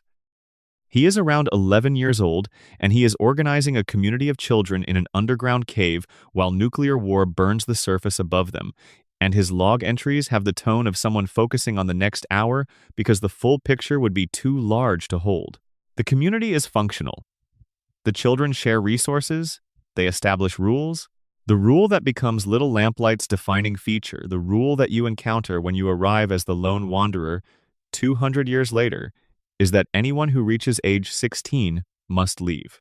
Mungo's adults are not permitted in the community. The origin of this rule is in the initial trauma. Adults refused to help the children when they were most vulnerable. Adults were the ones who tried to enter Vault 87 and failed, abandoning the children to fend for themselves. The no adults policy is a 2-century-old institutional memory of a single terrible day, passed down through generations of children who have no direct experience of the event, but carry the rule and its emotional weight as inherited wisdom. The children of Little Lamplight have been without adult guidance for 200 years, and yet they have maintained a functional society. They have schools, medical facilities, and a trading economy. They have managed more than most adult-run communities in the wasteland. The indictment of adult leadership that sits inside this fact is gentle but persistent. The question the game does not answer but quietly poses is what happens to the teenagers who leave at 16. They are told to go to Big Town, a settlement for former lamplighters. By the time you visit Big Town, it is barely surviving. Raider attacks are constant. The residents have almost no defensive capability. They are struggling with the sudden loss of the community structure they grew up in, the sudden burden of adult responsibility in a world that is not kind to undefended settlements. 16-year-olds from Little Lamplight arrive at Big Town, and some of them die there soon after. The cruelty of the policy is not the children's cruelty, it is the world's. The community they built to survived by exporting its members into danger at the age when they were just becoming capable of contributing to it. Vault 108 is one of the capital Wasteland's strangest locations, encountered as a side quest rather than a main story beat. The Vault was originally a standard research installation, but at some point the facility began conducting cloning experiments. The subject of those experiments was a single resident named Gary. Gary was cloned repeatedly. Each successive Gary clone was more aggressive than the last, and each became immediately hostile to non-Gary inhabitants of the Vault. By the time the cloning records end somewhere around Gary 54, the staff was running out of room in the Vault's observation chambers and beginning to wonder what to do with the dozens of increasingly violent Gary clones they had created. What happened next is implied by the state you find the Vault in when you arrive. There are no non-Gary residents left. Every Gary clone is hostile. They are capable of only saying their own name. Gary. The Vault's terminals contain the fragmentary records of what seems to have been a cascade of violence clone after clone, each one more dangerous, eventually overwhelming the staff and the original residents. The research program that created them, whatever its original purpose, ended in a vault full of a single consciousness multiplied past the point of coherence, each copy slightly more removed from whatever Gary originally was. It is a story about identity and duplication that carries its own quiet horror. Gary, whoever he was, wanted to survive. The process of copying him toward that end destroyed whatever he was copying. The Garys cannot remember Gary. They can only say his name. The franchise's treatment of pre-war urban spaces contains some of its best environmental storytelling. The Museum of History in Fallout 3, where ghouls have built a community in the pre-war exhibits, is structured so that the exhibit content comments ironically on everything around it, a display about early American civilization standing amid the very specific evidence of what that civilization produced. The irony is not heavy-handed. It is architectural. The pre-war Boston of Fallout 4, glimpsed in the opening sequence and in the memory den's replay of the player character's pre-war life, exists in careful contrast to the Commonwealth you spend the rest of the game navigating. The streets and buildings are the same but different, the geometry recognizable, the color and light utterly transformed. Walking through the Commonwealth and recognizing the bones of a city beneath it is one of the game's most consistently affecting experiences. Cambridge Polymer Labs in the Commonwealth tells the story of a research team trying to complete a project after the bombs fell. The holotapes are dated to the first weeks after the war. The staff is making do. They are still running experiments. They have locked themselves in because going outside was not safe. As weeks pass, the tone of the recording shifts. Resources are running low. Communication with the outside has ceased. The team does not yet understand that there is no outside to communicate with anymore. The final entries are from the last remaining researcher. He is still working. Not because there is anyone to deliver results to, but because working is what remains. The project, an advanced polymer compound that represents a genuine material science breakthrough, is completed. He documents it carefully. He leaves the records for whoever might find them. He does not survive long enough to know that the someone who finds them is 210 years later, and they are mostly interested in the materials for combat armor. The universe is full of people who kept doing their work past the point of any audience for it. Fallout's best environmental stories are about those people. Section 10. The World Beyond America. One of Fallout's persistent mysteries, the one that the franchise has been the most deliberately opaque about, is what happened to the rest of the world. Every game in the series takes place in a specific region of the former United States. The capital wasteland is the Washington, D.C. metro area. The Mojave is Nevada and the surrounding desert. The Commonwealth is Massachusetts. Appalachia is West Virginia. The West Coast games the originals, New Vegas or California, Nevada, and the Pacific Corridor. In 200 and some years of post-war history, no canonical Fallout game has stepped beyond the continental United States. We do not know what happened to China. We do not know about Europe or Africa or South America or Australia. We know about the Zetan aliens because their ship appears in Fallout 3, but the aliens are clearly not from Earth. The rest of the planet, for all the lore knows, might be empty. There are fragments. The Resource Wars, the period from the 2050s through the 2070s that immediately preceded the Great War, involved most of the world. A Middle Eastern oil consortium attempted to maintain pricing control and was invaded. European powers formed alliances and then fractured them. The United Nations, as an institution, collapsed in 2052 when the major powers withdrew. The planet in the last decades before the bombs had the texture of a civilization in the process of tearing itself apart along every available seam. China and the United States were the primary belligerents, but the war was global. The nuclear exchange on the 23rd of October 2077, which lasted approximately 2 hours, involved both nations. What this implies about the rest of the world's nuclear states is never addressed. Did Britain launch? Did Russia? Did India and Pakistan, already in possession of nuclear weapons, participate? The game does not say, and that silence is either a deliberate mystery or simply a boundary the developers have not crossed yet. The Amazon Prime television series opened one door here, revealing that there is an active enclave presence on the West Coast beyond what the games had depicted, and that Vault-Tec's corporate conspiracy extended into every corner of American economic life before the war. But the show is still geographically constrained to the United States.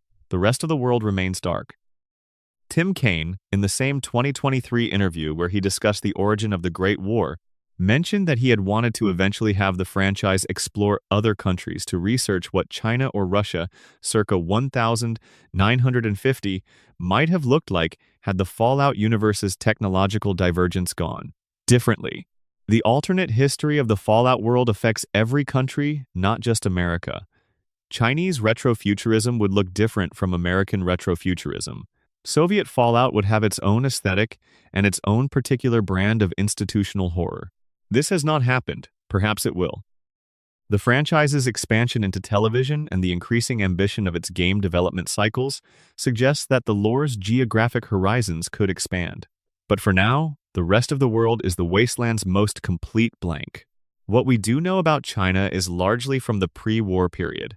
The People's Republic of China in Fallout's timeline is militarily aggressive, technologically sophisticated, and eventually, the nation that the United States holds responsible for the Great War, or at least, the nation that America holds responsible. Chinese stealth technology, the stealth suit that appears in multiple games, the Gauss rifle's components, the infiltration capabilities that appear in archived records of Chinese operations on American soil suggests a nation with genuine technological parity in specific domains. The Chinese stealth suits that appear in the games are remarkable artifacts. Pre-war Chinese military equipment, still functional centuries later, carrying within them the imprint of a military tradition and engineering culture that no longer has anyone to speak for it. When a player finds a Chinese stealth suit in a bunker or an armory, they are touching the last surviving evidence of a civilization that was destroyed so completely that even its technology is being used by the civilization it fought against. There are Chinese spies in the backstory of multiple games ghosts left over from the pre-war intelligence wars, people who were in deep cover when the bombs fell and remained in place because there was nowhere left to report back to. The Yangtze, a Chinese submarine found in Boston Harbor in Fallout 4, still patrols under the surface. Its captain, Zhao, has been unable to leave because he is a ghoul now, and the war he was fighting has been over for 200 years. But his orders have never been formally rescinded, and he has no way of knowing that China no longer exists in a form that could rescind them. Zhao is a fascinating and melancholy figure. He is aware in some way that his situation is absurd. He is still executing a mission that outlasted its context, still performing duty to a nation that is dust. If you help him acquire a new fuel cell for the Yangtze and complete his personal quest, he finally leaves. He sails away, the last Chinese naval vessel in a world that has no nations left to have navies, heading toward a China that probably is not there to receive him. The franchise has done more with the question of what individual people owe to nations and organizations that no longer exist than it has done with the question of what became of those nations. That imbalance is probably intentional. The story of the wasteland is a story about survivors, and the nations that created the conditions for the wasteland are relevant primarily insofar as they shaped those survivors. But the blank space remains, and it is one of the largest open questions in all of Fallout's lore. What did the rest of the world do with 200 years? Did any other post-nuclear civilization build something resembling the NCR, or the Brotherhood, or the Institute? Did the absence of American military and economic pressure create space for some other region to develop differently? Is there, somewhere on the far side of the Atlantic or the Pacific, a version of the post-apocalyptic world that went in a direction Bethesda has never depicted? The question does not demand an answer, but it sits at the edge of the franchise's geography like a horizon that the games have always kept just out of frame. Section 11. The Enclave, the Brotherhood, and the question of legitimate authority. The two most consistent power factions across the Fallout franchise are the Brotherhood of Steel and the Enclave, and they are, in a specific and important way, mirror images of each other. The Brotherhood of Steel begins as a rejection.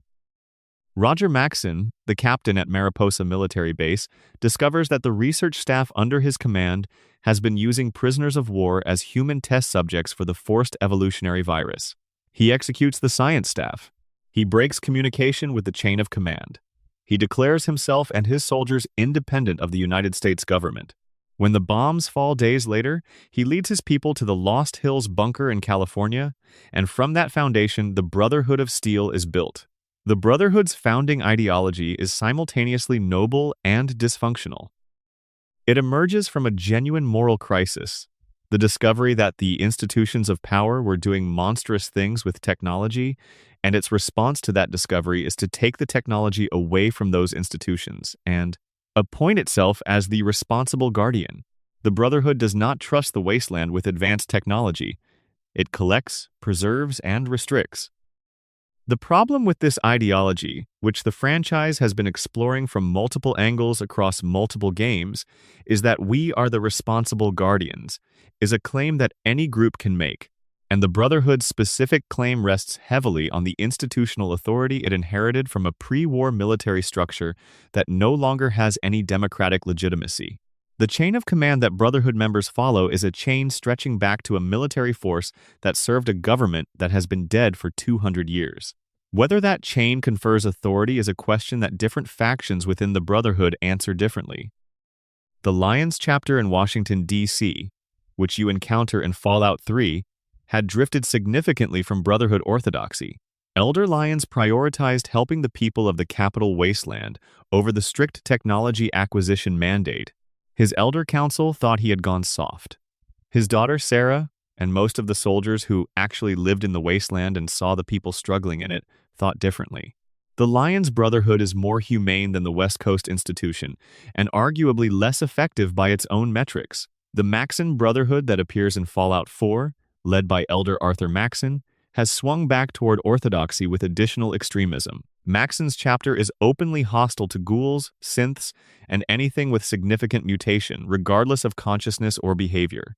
They are building an ideology that uses pre-war aesthetic ranks, uniforms, military discipline, the vocabulary of service to enforce post-war politics that look increasingly like the politics of the pre-war institution that created the conditions for the apocalypse. The Enclave is the other side of this structure. Where the Brotherhood was created by soldiers rejecting institutional authority, the Enclave was created by the institutional authority they rejected. The Enclave is what the United States government became after the bombs, the continuation of a bureaucracy that had prepared in advance for its own survival regardless of what happened to the population it nominally governed. The Enclave's self-conception is extraordinary in its persistence. 200 years after the Great War, Enclave members still refer to themselves as the legitimate government of the United States. They still use the titles and ranks and procedural language of a constitutional democracy that has not existed for 2 centuries. They genuinely believe, or act as though they believe, that the question of who governs the post-war world has been decided and that they are the answer. The horror of the Enclave is not that they are cruel for the sake of cruelty, though they are capable of cruelty. The horror is that they have a framework for their actions that makes those actions seem, from inside the framework, reasonable. They are preparing to reclaim America. They are administering modified FEV because the wasteland population has been contaminated by radiation and mutation, and a clean population is necessary for a clean reconstruction. They see themselves as doctors performing a necessary surgery on the body politic. From outside the framework, from the perspective of the mutated, irradiated, struggling people of the wasteland who have been building lives for 2 centuries, the Enclave surgery looks exactly like what it is: genocide. What both the Brotherhood and the Enclave share is a fundamental inability to grapple with the reality of what the wasteland actually is. The Brotherhood wants to manage it. The Enclave wants to replace it. Neither organization has a relationship with the actual people of the wasteland that involves treating those people as the subjects of their own history rather than the objects of someone else's plan. The NCR is the franchise's attempt to show what a more democratic post-war order might look like, and it is characteristically ambivalent about the result. The NCR has elections, a constitution, a currency, a functioning bureaucracy. It also has a tendency to incorporate new territories by military force and administer them with varying degrees of competence and varying degrees of interest in the welfare of the incorporated population. It is, in other words, a democracy with an imperial tendency, which is a historically recognizable combination. The confrontation between these institutional legacies, the military romanticism of the Brotherhood, the colonial continuity of the Enclave, the democratic imperialism of the NCR, is one of the franchise's central preoccupations, and it never reaches a clean resolution because the franchise is too honest about the available options to offer one. The pre-war government that the Enclave claims to represent was, itself, already a site of the corruptions that brought the world down. The government that commissioned the FEV research and moved it when international law required stopping it. The government that co-authorized the Vault experiments. The government that allowed resource wars to continue until the only option left was nuclear. Claiming to be the continuation of that government is not a neutral act. It is a specific ideological choice. The Brotherhood's founding was a rejection of that government and its methods. But the Brotherhood has spent 200 years turning that founding act of rejection into its own institutional authority, and in doing so has gradually become less of a response to the corruption and more of a competing expression of it. The same fundamental claim: we know better than you how to handle power in a different uniform. The question of who has the right to govern the wasteland is the question that Fallout never answers, because it is the question that governance itself never answers cleanly. Every answer generates a set of conditions that produce the next crisis. Section 12. The mysteries that will never be solved. There is a category of Fallout mystery that sits apart from all the others, not the questions that might be answered in a future game, or the threads that the developers have been carefully weaving over decades, but the questions that appear to have been made deliberately unanswerable. The gaps that were designed to be gaps, these are the ones that feel most like the wasteland itself, vast and patient and not particularly interested in your need for resolution. The origin of the aliens is one of these. The Zetans, the extraterrestrial beings encountered in Fallout 3's Mothership Zeta DLC, have been abducting humans from Earth for at least 1,000 years. Their ship contains people from multiple historical periods, cryopreserved and available for study. Among the subjects are a samurai from feudal Japan, a cowboy from the American frontier, a medieval European soldier, and various modern-era figures. The collection is systematic. The research being conducted on them is never fully specified, but the scale of it, 1,000 years of sampling from Earth's population, suggests something with a very long view. Why the Zetans are doing this is never explained. Their language is untranslatable. Their apparent purposes, as far as the player can determine, involve some combination of research and preparation for something that is never named. The Mothership Zeta DLC allows the player to take over the ship, defeat or drive off the Zetans, and return to Earth. The questions about what the Zetans wanted, what they were planning, and whether any of the information they gathered over 1,000 years of abduction was ever acted on remain completely open. The connection between the Zetans and the Flatwoods monsters, established in Fallout 76's Invaders from Beyond update, suggests that the alien interest in Earth is ongoing and possibly moving toward a more aggressive phase. But the ultimate agenda, the why beneath the why, is still absent. The real-world Roswell crash of 1947 is referenced in Fallout 3's Mothership Zeta DLC. An alien weapon recovered from a crashed saucer is one of the most powerful weapons in the original game, the Alien Blaster, and its presence implies that Zetan contact with Earth has had at least one catastrophic incident that left physical evidence. What happened at Roswell in Fallout's alternate history, and what the American government did with what they found there, that is a story the franchise has implied rather than told. The question of what lies in the deep end is another. In Fallout 4, the ocean surrounding the Commonwealth is accessible. It is heavily irradiated and populated with various dangerous creatures. But there is a specific quality to the deep water that the game communicates through atmosphere rather than exposition, a sense that the ocean floor, miles down, in the dark beyond the radiation, might contain things that have been growing for 200 years in complete isolation. The sea creatures encountered near the surface, mirelurks, fog crawlers in Far Harbor are products of radiation and possibly FEV. But the deep ocean is effectively uncharted even within the game world. No faction has explored it. No holotapes document what the deep might contain. The franchise has been careful to put its most expansive mysteries in the most inaccessible places. The Sierra Madre from Dead Money is structurally similar. The casino is accessible in the DLC, and the player can explore it extensively. But the history of the Sierra Madre, who built it, what its owner, Frederick Sinclair, was actually trying to create, what the relationship was between Sinclair and the scientist Vera Keyes, what exactly happened to Sinclair himself is given to the player in fragments, and the fragments do not add up to a complete picture. Sinclair built the Sierra Madre as a resort and then secretly rebuilt it as a preservation system. He was convinced that the war was coming and that he could save Vera Keyes, a famous actress with whom he appears to have been deeply in love, by sealing her inside. He redesigned the casino's security and its vending machines and its holographic staff to serve as a perfect preservation environment. He filled the hotel with gold bars that would be useless in the post-war world, as though demonstrating that the economy of the old world could be suspended indefinitely here. What happened to Sinclair is not shown. The most likely interpretation of the available evidence is that he survived the initial bombs, attempted to reach the Sierra Madre, and either died in transit or was unable to enter. The woman he was trying to save, Vera Keyes, died in the casino before the war ended from a drug overdose and was replaced by a holographic system designed to maintain the appearance of her presence indefinitely. The Sierra Madre Casino, 2 centuries later, is still running. The holographic staff still walks its corridors. The vending machines still stock their pre-war products. The security system still operates with murderous efficiency. The gold is still there. And the ghost of a man's obsessive love for a woman who never knew the full depth of it is written into every one of the casino's systems, locked into the architecture. The real mystery of the Sierra Madre is not how to get in or how to get the gold out. It is the specific kind of tragedy that Sinclair represents, a man who built an enormous monument to a feeling and never got to show it to the person it was for. The nature of ghouls themselves remains partially unexplained.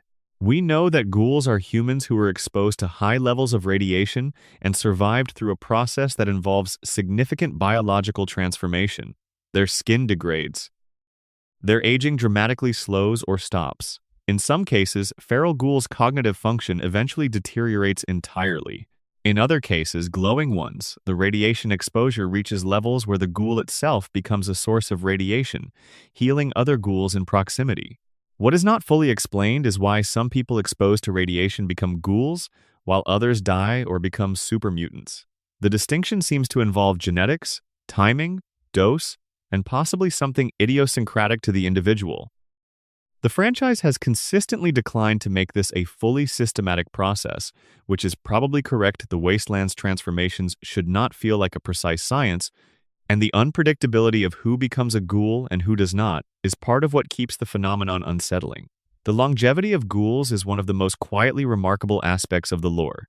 In the Amazon Prime series, the character of the ghoul is explicitly stated to have been a pre-war actor and soldier, someone who was alive before the 23rd of October, 2077, and who is still operating. Functionally, in 2296, 219 years, the ghoul who appears in the original Fallout games as a side character named Harold, a man whose brain contains a tree, whose condition is the result of a very specific FEV interaction, who has been alive since the pre-war era, lives long enough to appear in Fallout 3, where he has literally grown into a forest and become a kind of shrine. The most existentially strange ghouls are the ones who were alive before the war and remember it. They carry memories of the old world in bodies that the old world's collapse transformed.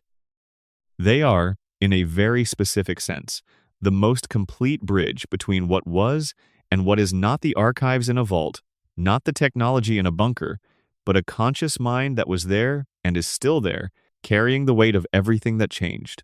What is it to live for 200 years in a body that is slowly failing? What is it to remember a world that nobody else alive has ever seen? What does it do to your relationship to the present, carrying that much past? The franchise's best ghoul characters, Harold, Raoul from New Vegas, the ghoul from the television series, exist as implicit answers to these questions.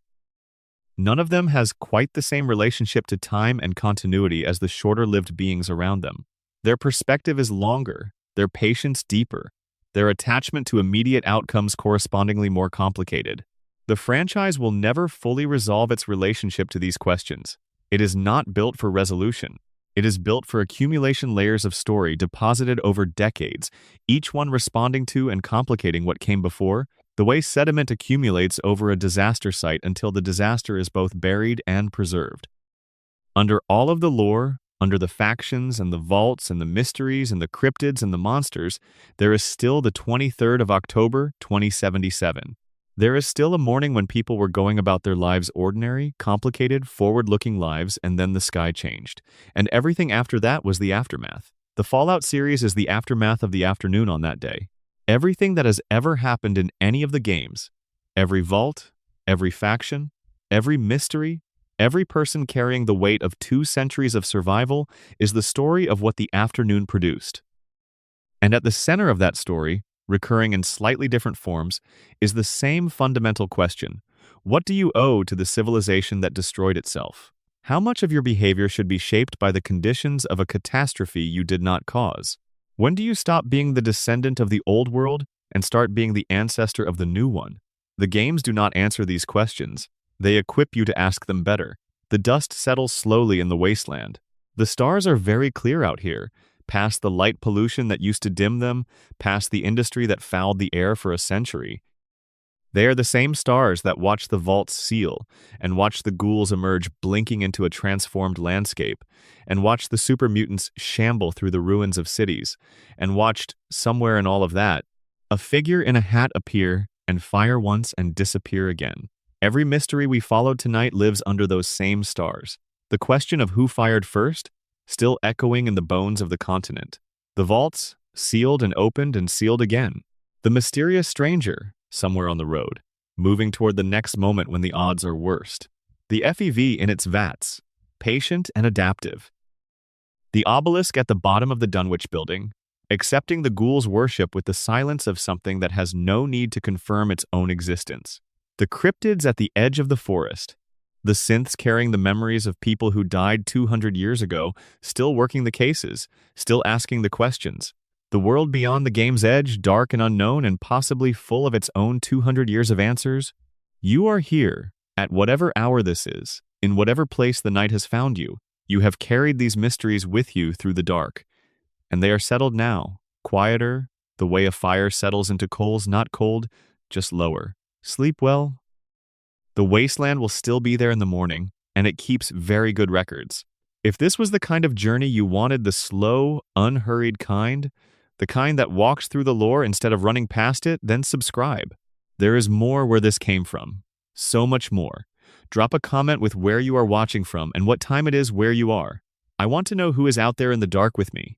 War never changes, but the stories we tell about it, those are still being written. Total estimated runtime.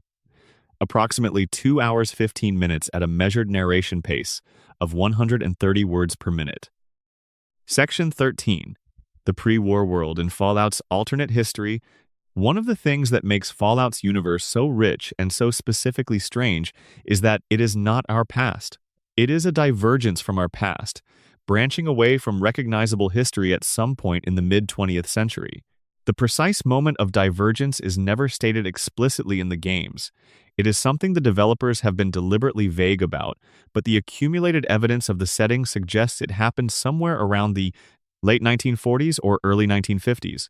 The world of Fallout did not develop transistors. Computers are massive, room-filling machines running on vacuum tubes. Robots are bulky, chrome-heavy, diesel-powered constructions that look more like retro-futurist fantasies from a 1950s World's Fair than the sleek machines of any actual technological tradition. Cars run on nuclear fission rather than internal combustion, which is why the wasteland is full of rusted vehicles that still have nuclear cores in them, still capable of exploding with enough force to level a city block if you shoot them with sufficient enthusiasm. This technological divergence created a world that achieved power and reach roughly equivalent to our own space technology, advanced biology, powerful weapons, but with a different aesthetic, a different logic, and crucially, a different relationship to energy. The nuclear cars are the most visible symbol of the pre-war world's energy philosophy. In the absence of transistors and therefore the absence of the microelectronic revolution that transformed energy management in our world, the Fallout universe pursued nuclear power at the scale of the individual machine. Mr. Fusion is not a joke in Fallout. It is the entire energy infrastructure, miniaturized down to the size of a car battery and installed in automobiles, household appliances, military equipment. This explains why the nuclear war was so completely devastating in a way that even a realistic nuclear exchange might not have been in our world. Every building with power systems, every vehicle on every road, every piece of military equipment, all of it had nuclear components.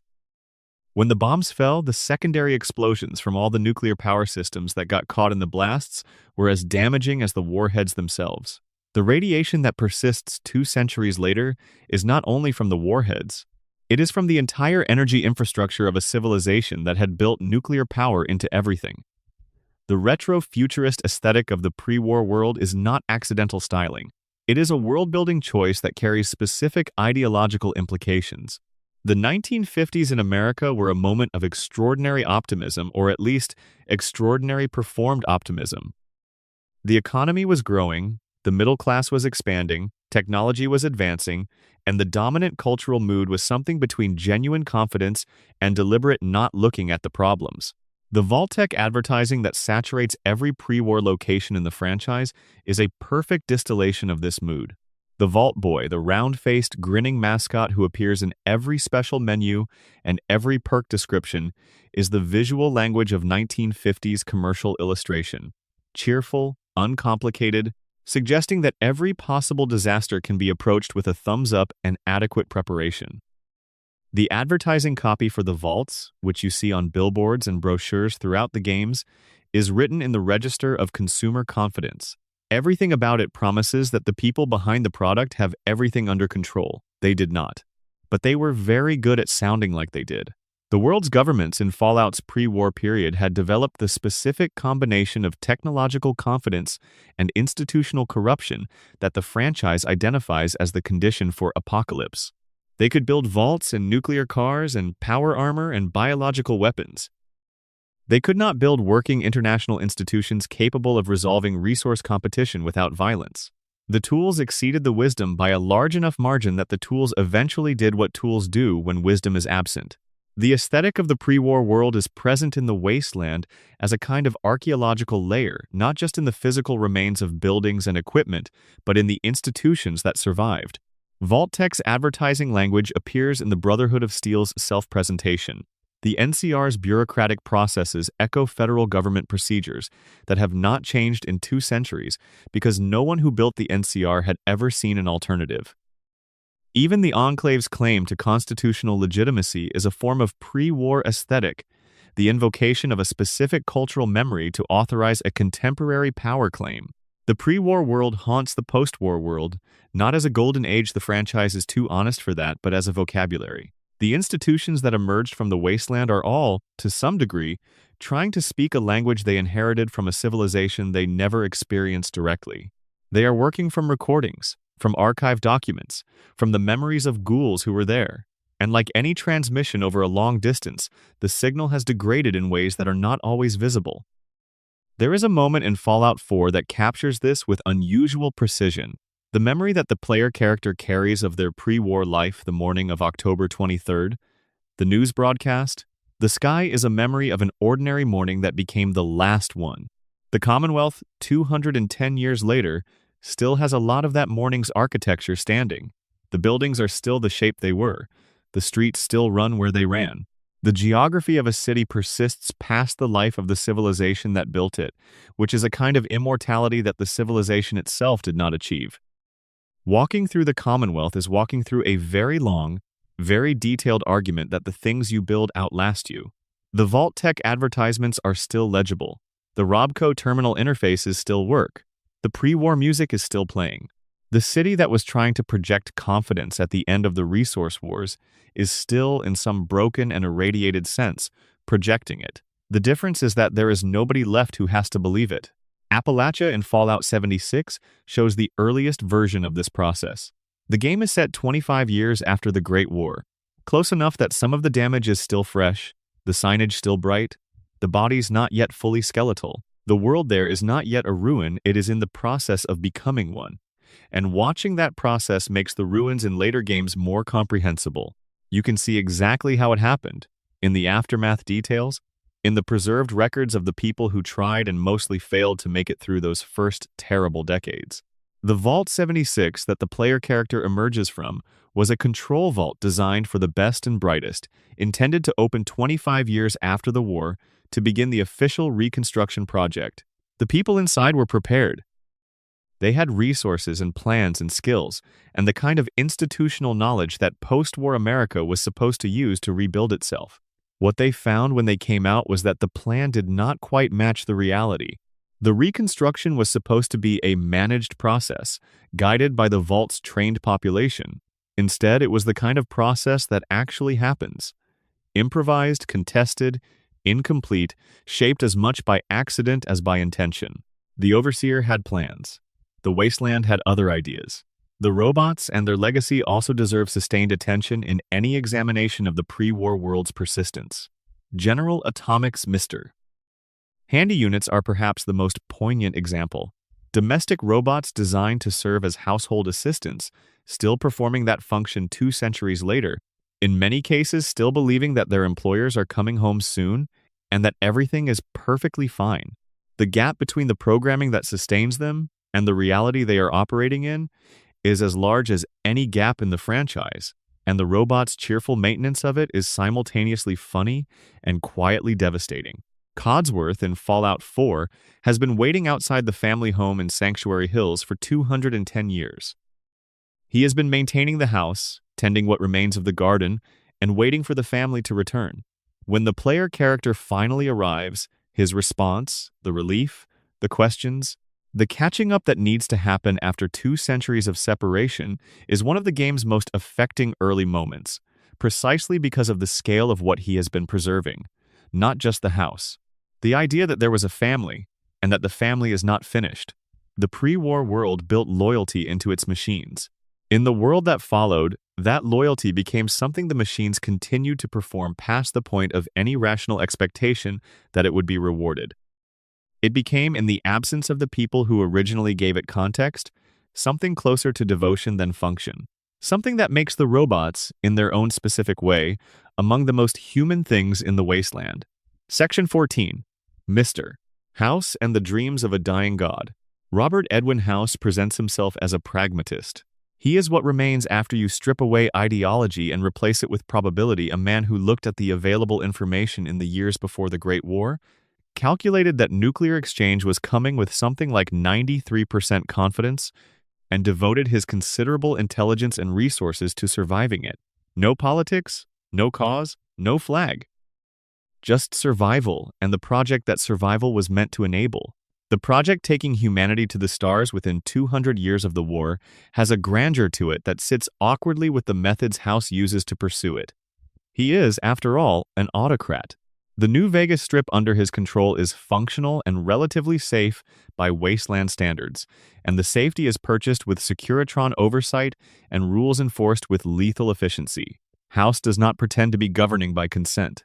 He is very clear that he is governing because he has the power to govern, and because he believes, with complete sincerity, that he is the most capable entity to do so. What makes House genuinely interesting as a character beyond the remarkable voice performance and beyond the density of his expository dialogue is that his argument for his own governance is stronger than it should be. He actually has made New Vegas work. The Strip is the most functional urban environment in the game's territory. The services are reliable, the economy is real, the comparative security of the city is not an illusion. House delivered on his central promise. New Vegas survived, more or less intact, and it works. The costs of this are also real. The three tribes that became the Omertas, the Chairmen, and the White Glove Society were given territory and resources in exchange for compliance with House's rules, and the compliance was not always freely given. The tribal leaders may not have fully understood the deals they made when they made them. The Securitron army in the Lucky 38 basement is not maintained for defensive purposes. It is maintained for the moment when House decides the region needs to be controlled more directly. House's relationship to the people of the Mojave is essentially that of a property owner to tenants. He has decided, through his superior resources and planning, that the Mojave is his. He does not feel guilt about this because he does not experience the Mojave's people as having prior claim. They arrived after the war. He was there before it. The territory is his by right of preparation. What the game explores through House, and through the courier's eventual confrontation with his plans, is the question of whether having the right answer to a technical problem. How do you keep a city safe after the apocalypse grants authority over the human dimensions of the problem? House kept the neon lights on. He did not ask whether the people under the lights wanted to be managed, because he had already decided they did not have the right to say no. The tragedy of House, and there is a tragedy, beneath the pragmatism is his isolation. He has been in his life support pod for decades. His body is maintained rather than alive. His mind operates through screens and systems. The last time he experienced something with his own senses was before the resource wars began to wind toward their conclusion. He watches the wasteland through cameras. He speaks through interface. The closest thing he has to genuine company is the conversations he conducts with the courier, who is the first person in a very long time to be intelligent enough to actually challenge his thinking, rather than simply comply with his directives. There is a version of House's story in which the Great Wound is not the nuclear war which he anticipated and prepared for, but the specific texture of human experience that his survival strategy required him to abandon. He cannot smell the desert at night. He cannot walk through his own city. He cannot have a meal or a conversation that does not serve a strategic purpose or a moment of pure leisure. He traded the embodied experience of being human for 260 years of goal-directed cognitive function. He will tell you this was worth it. He will present a clean cost-benefit analysis. He will be convincing. But there is one conversation in New Vegas, if you ask the right questions, where House admits that he has not had a meaningful dream since entering the life support system.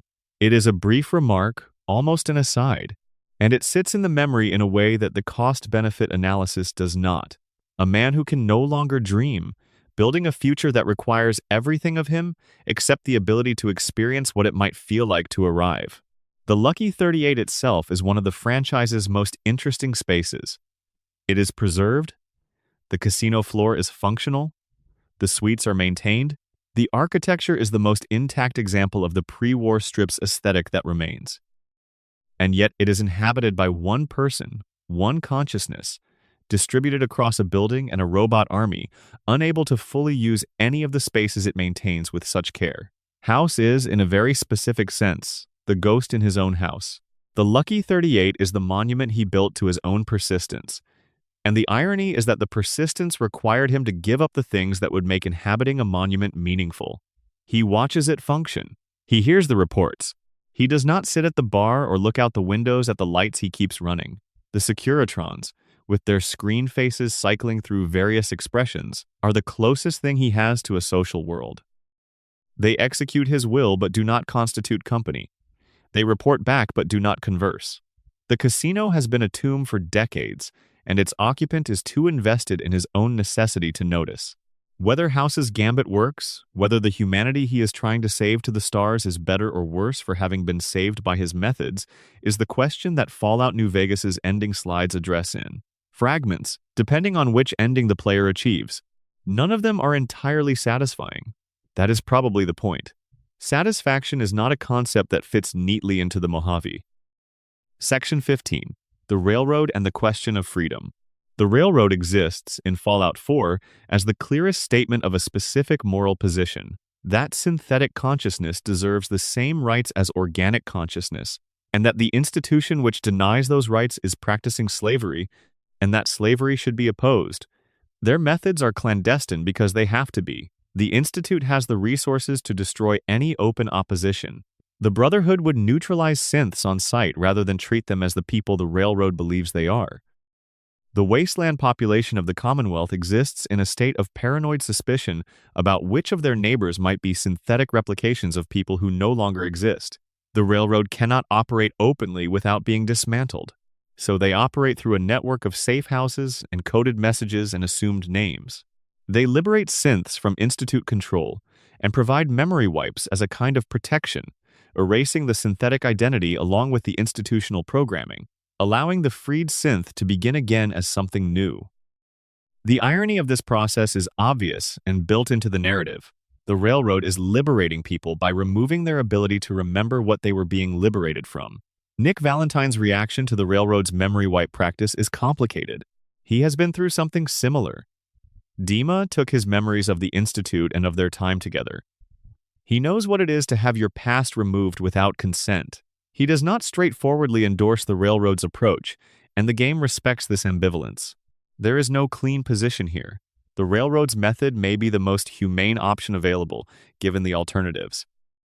It is still taking something from someone without being sure they would choose to give it. The deeper question that the railroad raises, and that Fallout 4 circles around without quite answering, is what the criteria for personhood actually are. Generation 3 synths can be indistinguishable from humans on every observable level.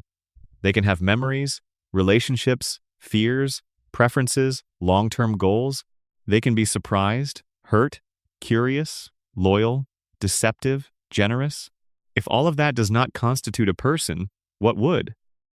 The Institute's answer is that what constitutes a person is a biological origin, that consciousness arising from organic processes is categorically different from consciousness arising from synthetic ones.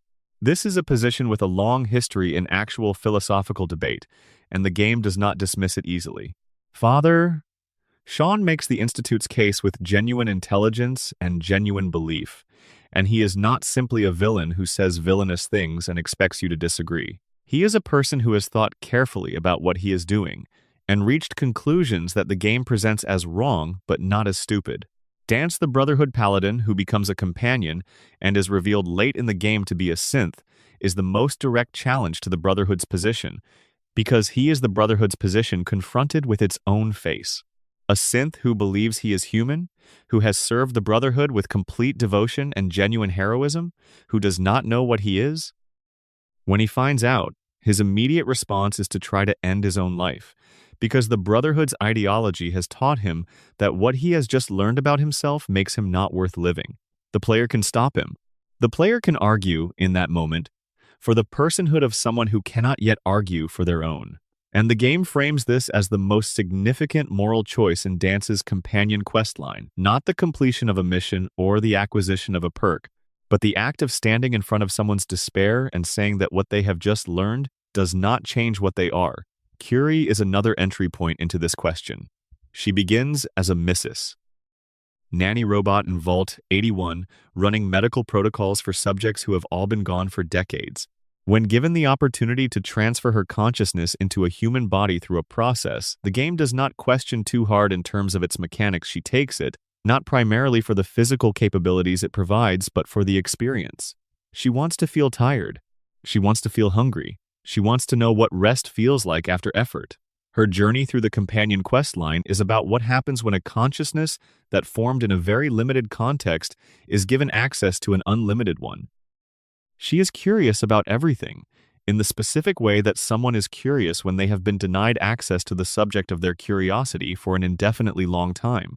The wasteland is enormous and strange and full of things she has never encountered, and her delight in encountering them alongside her horror at some of what she finds as one of the more generous emotional threads in a game that tends toward grimness. The Railroad is the franchise's most idealistic faction, and the game treats that idealism with some skepticism. Their methods are limited, their reach is small. They are fighting an institution with essentially unlimited resources, and they are fighting it one synth at a time.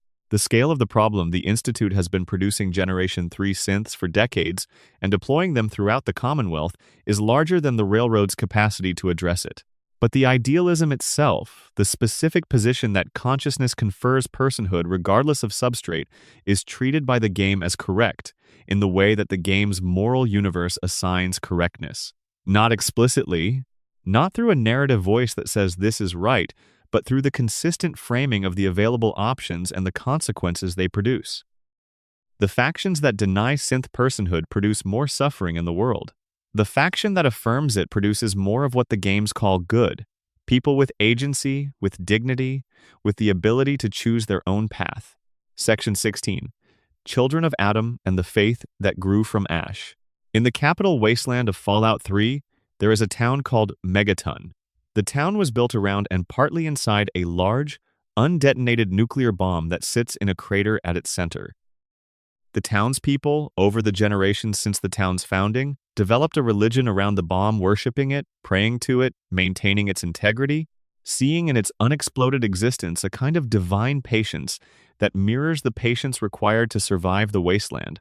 This is the beginning of the Children of Adam.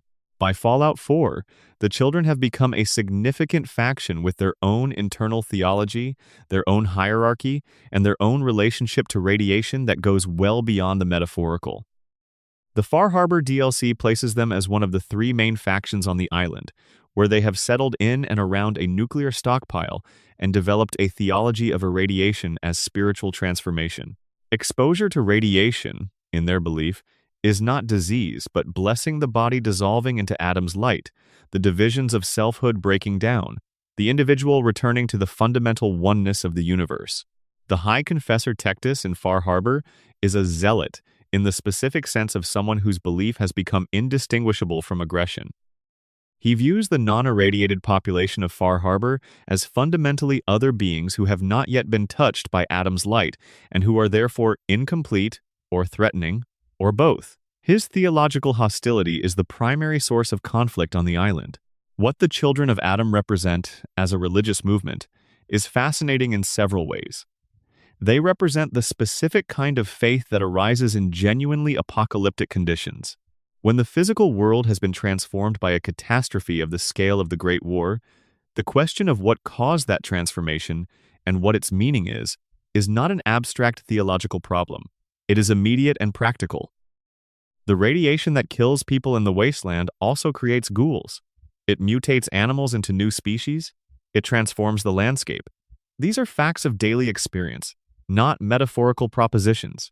A religion that finds meaning in radiation is a religion engaging directly with the actual conditions of its world. The Adam Doctrine, as elaborated across the games, also has a coherent cosmology. Atoms are the fundamental structure of reality.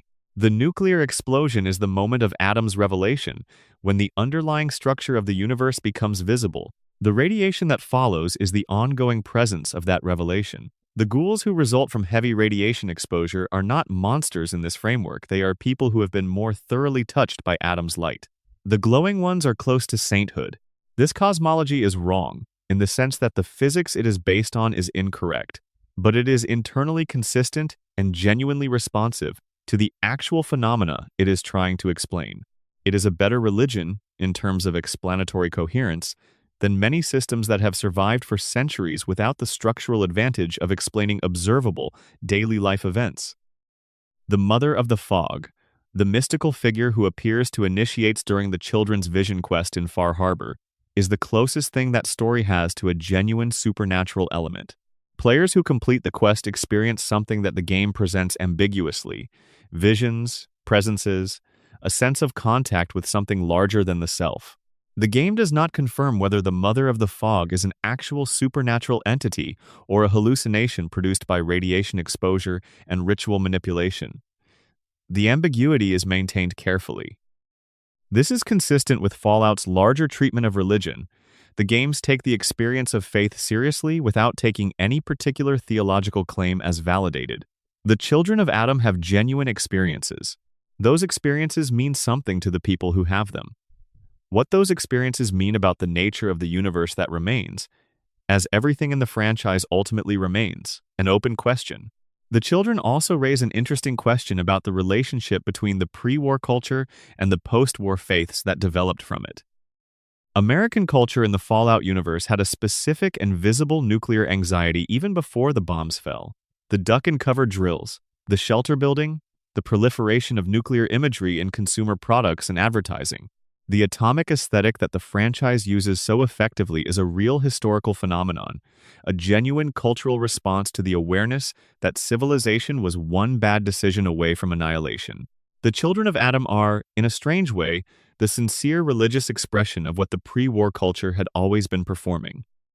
The pre-war world was already, in a sense, worshipping the bomb, building its entire energy infrastructure around nuclear power, making nuclear imagery a centerpiece of its consumer culture, treating the atom as the fundamental element of progress. The children just took that implicit worship and made it explicit, gave it theology and ritual and community. They are the pre-war world's relationship to the atom, carried to its logical conclusion. Section 17. What 200 years feels like. There are ghouls in Fallout who remember the old world. Not through records, not through the preserved memories of a synthetic body, not through the fragmentary transmissions of a pre-war radio broadcast. They remember it because they were there. They were alive on the 22nd of October 2077, and they walked through the next day, and they are still walking. Roy Phillips in Fallout 3 was alive before the bombs. He is aggressively hostile to non-ghouls, deeply bitter about the discrimination he and other ghouls face, and his story, which culminates in one of the game's most morally uncomfortable quests, is about what happens when the experience of 2 centuries of displacement and contempt produces a politics of revenge rather than a politics of survival. Raul Tejada in Fallout New Vegas remembers Mexico in the years before the war. He remembers music and food and family and the specific texture of a life that no longer exists in any form. He is over 200 years old, deeply tired in ways that the younger characters around him cannot quite understand, uncertain whether the specific skill set he has developed combat, repair, the pragmatic knowledge of how to survive is something worth maintaining, or whether it would be a mercy to stop. His personal quest is about exactly this, whether a being who has been alive for as long as he has still has reasons to continue, and whether the answer to that question is something a younger person can provide. The courier can either rekindle his commitment to being a full human being or confirm his resignation. The question is not whether Raul is capable of caring. It is whether he believes after 2 centuries that caring is worth the cost it has always carried. The television series version of The Ghoul is the most extended exploration of pre-war consciousness in the franchise's history. Here is someone who was a prominent person in the old world, a famous actor, a soldier, a father who watched everything he cared about end, who became something other than human in the process, and who has been operating in the wasteland for over 2 centuries with a specific and unsettling clarity of purpose. What the series does with his character is set up the question of what a person owes to the values they held before the world ended. The Ghoul was, by the evidence, a better man before the war than the circumstances of the wasteland have allowed him to be since. The specific set of compromises he has made to survive 200 years are not accidental. They are the record of a long negotiation between who he was and what the world required him to become. This is the specific existential challenge that pre-war survivors face in a way that post-war born people simply do not. For someone born in the wasteland is the world. The violence and the scarcity and the constant precarity are not deviations from an expectation, they are the expectation itself. Adapting to the wasteland means adapting to reality. For a pre-war survivor, the wasteland is an ongoing deviation from a remembered normal. and the question of how much of your pre-war self you can preserve and how much the post-war self you have become is still continuous with that original person is a question that does not have a stable answer. The most poignant ghoul encounters in the franchise are the ones where this negotiation shows, where the surface presentation survival hardened, humor dark, carefully unsentimental cracks slightly, and you see something underneath that still carries the temperature of a different time. A preference for a specific kind of music, an automatic politeness in a moment when it serves no strategic purpose, a pause in the middle of a dangerous situation to look at something that is still beautiful. The franchise has never answered, and probably should never answer, what it costs to carry 200 years of accumulated experience in a body that will not stop. The ghouls are walking archives of everything the old world was, and what the world has become since, and the gap between those two things. They are, in their own specific way, the most complete bridge between what was and what is. Harold, the ghoul-adjacent figure from the original games who reappears in Fallout 3 having literally grown into a forest, is the endpoint of this arc taken to its most metaphorical extreme. He has been alive so long that he has become landscape. He has been through so many transformations that transformation itself has become his stable state. He no longer walks through the world. He is the world to the extent that any individual can be. His request, in Fallout 3, is to be released to be burned, to end the condition of his existence. The player can choose whether to grant this or refuse it, whether his continuation serves the wasteland more than his ending would. It is the question the franchise keeps returning to, in different forms. How long is long enough? And who gets to decide when something has lasted past its usefulness into something else? Section 18. The Republic Built from Rubble. The New California Republic is one of the franchise's most genuinely complex factions because it is the one that most closely resembles a real-world functioning democracy, and because real-world functioning democracies are complicated. The NCR began at Vault 15 in California. The Vault's experiment was designed with a specific twist. It accepted 4 distinct groups from different cultural backgrounds and sealed them together with inadequate resources. The conflict and eventual adaptation that resulted produced several things: a group of raiders called the Khans, and the seeds of a cooperative community that eventually became Shady Sands. Shady Sands is the first settlement you encounter in the original Fallout, and it is one of the few places in the early wasteland that actually looks like it is trying to build something. It has agriculture, it has walls, it has governance, it has people with plans. By Fallout 2, set 80 years later, Shady Sands has become the capital of the New California Republic, a democratic nation-state with a Congress, a president, a currency, and a military. By Fallout New Vegas, set another 40 years after that, the NCR is the closest thing to a superpower in the known post-war world. It controls most of California, has expanded through Nevada, and is fighting for control of the Mojave with resources that dwarf any comparable faction.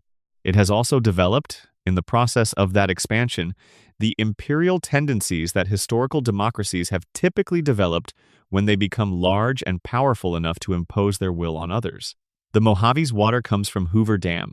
The NCR wants to control Hoover Dam because controlling the water means controlling the region. The settlements near Hoover Dam have not been asked whether they want to be part of the NCR. They have been told, with varying degrees of diplomatic language and military backing, that the NCR is here now, and here is how things are going to work. The people of Good Springs, where the courier begins the game, are largely ambivalent about the NCR. They appreciate the relative security that the NCR's military presence provides against Caesar's Legion. They are less enthusiastic about the NCR's tax collectors, its bureaucratic requirements, its tendency to requisition resources and personnel for operations that the locals do not feel invested in. The NCR also has the problems of any large bureaucracy operating at the edge of its effective reach. The soldiers at Camp McCarran are bored and demoralized. The Rangers are more effective but chronically underfunded. The political leadership back in California is making strategic decisions based on assessments of the Mojave that are somewhat removed from the actual conditions on the ground. Caesar's Legion, the NCR's primary adversary in New Vegas, is in some ways the NCR's shadow self. Where the NCR has the form of democracy but the practice of imperial expansion, The Legion has the form of Roman militarism but the practice of a genuine meritocracy in its internal hierarchies. Caesar recruits and promotes based on demonstrated ability.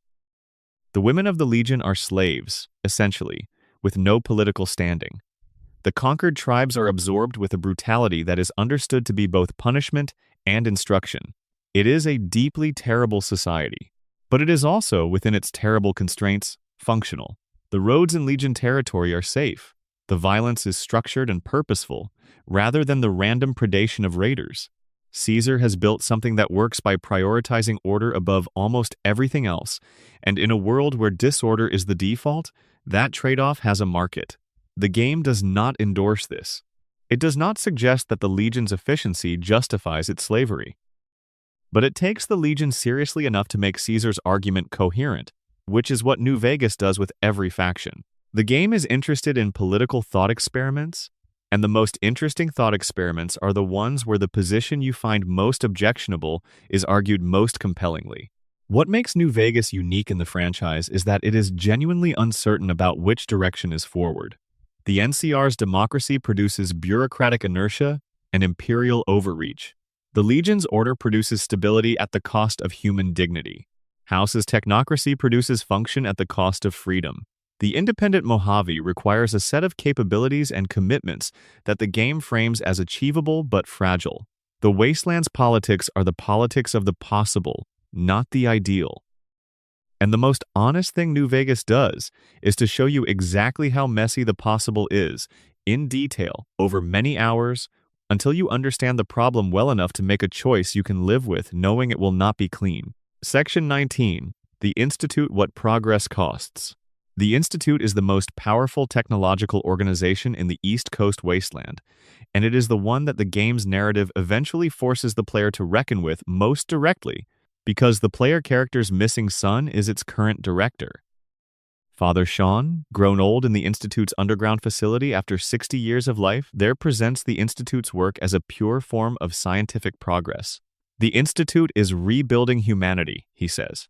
They are developing technology that will, eventually, create a better world. The synths are part of this project, and the suffering that their development has imposed on the Commonwealth population, the disappearances, the replacements, the constant paranoia about who might be a synth is the cost of the research, and the research is worth the cost. What the Institute does not have, and what Father does not seem to notice it lacks, is any mechanism of accountability. The Institute's goals are determined by its scientists, without input from the people most affected by their pursuit of those goals. The Institute is underground because it has no interest in governance in the messy, inefficient, compromising business of actually incorporating other people's interests into its plans. It is doing science, and the Commonwealth is its laboratory. The parallel to Vault-Tec is built into the architecture of the narrative. The Institute even uses Vault-Tec posters on its walls in what might be an intentional visual echo, or might be a deliberate design choice to underline the continuity of institutional types. Organizations that treat people as experimental subjects without consent do not always look like the organizations that did so before them. Sometimes they look like their own past. Sometimes they look like progress. Father knows that the player character saw their spouse killed. He knows they were frozen and woke to grief and catastrophe. He does not apologize for this. He explains it in terms of research imperatives and historical necessity, and his lack of emotional response to his own parents' suffering is one of the more quietly chilling things about him. He has been Institute-shaped for 60 years. Certain emotional registers simply no longer operate in him. The most honest thing Fallout 4 does with the Institute is to show you that it was built by people who were not monsters, scientists and engineers and administrators who wanted to do important work and found a way to do it that required them to externalize all the costs onto people they could, not see from underground. That is not an excuse. But it is an explanation that is more useful than dismissing them as simply evil, because it describes a mechanism that operates in the real world and will continue to operate in any world where the people making decisions are not the people bearing the consequences. The specific atrocity at Vault 111, where the Institute's team woke the cryo-frozen residents and allowed them to suffocate in their pods when they could have been eliminated more cleanly, is never explained to.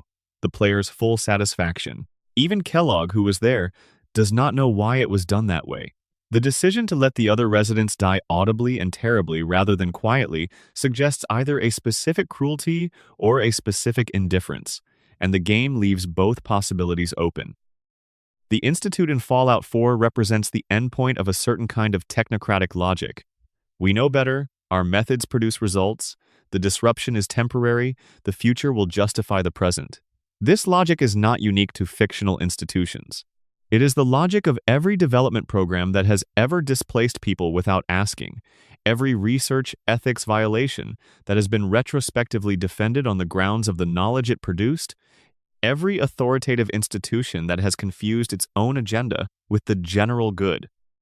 The Institute will not survive the end of Fallout 4, regardless of which faction the player sides with, unless they side with the Institute itself, in which case the player becomes its director and the game's ending is a different kind of open question.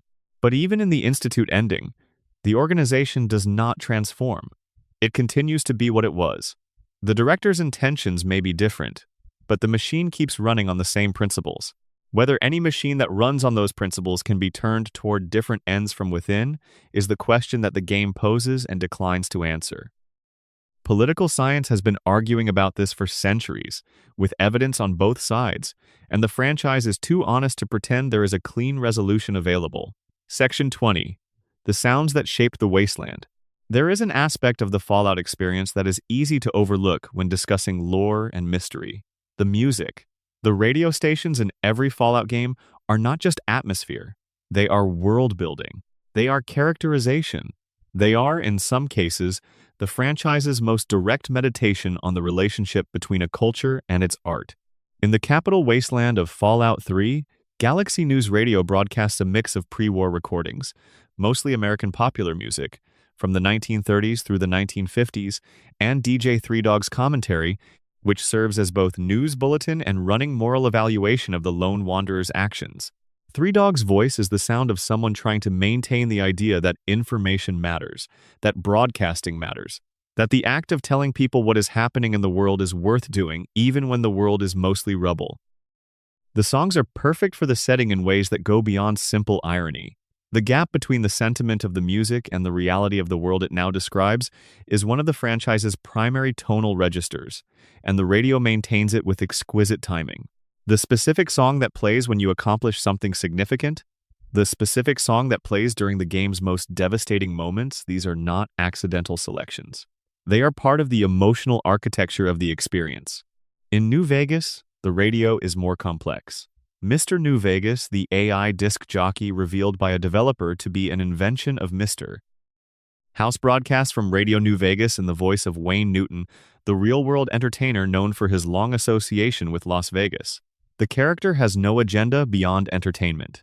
He introduces songs, makes wry observations, and periodically reads news items about the courier's activities. He is, in other words, exactly what a pre-war radio personality was, and exactly what Mr.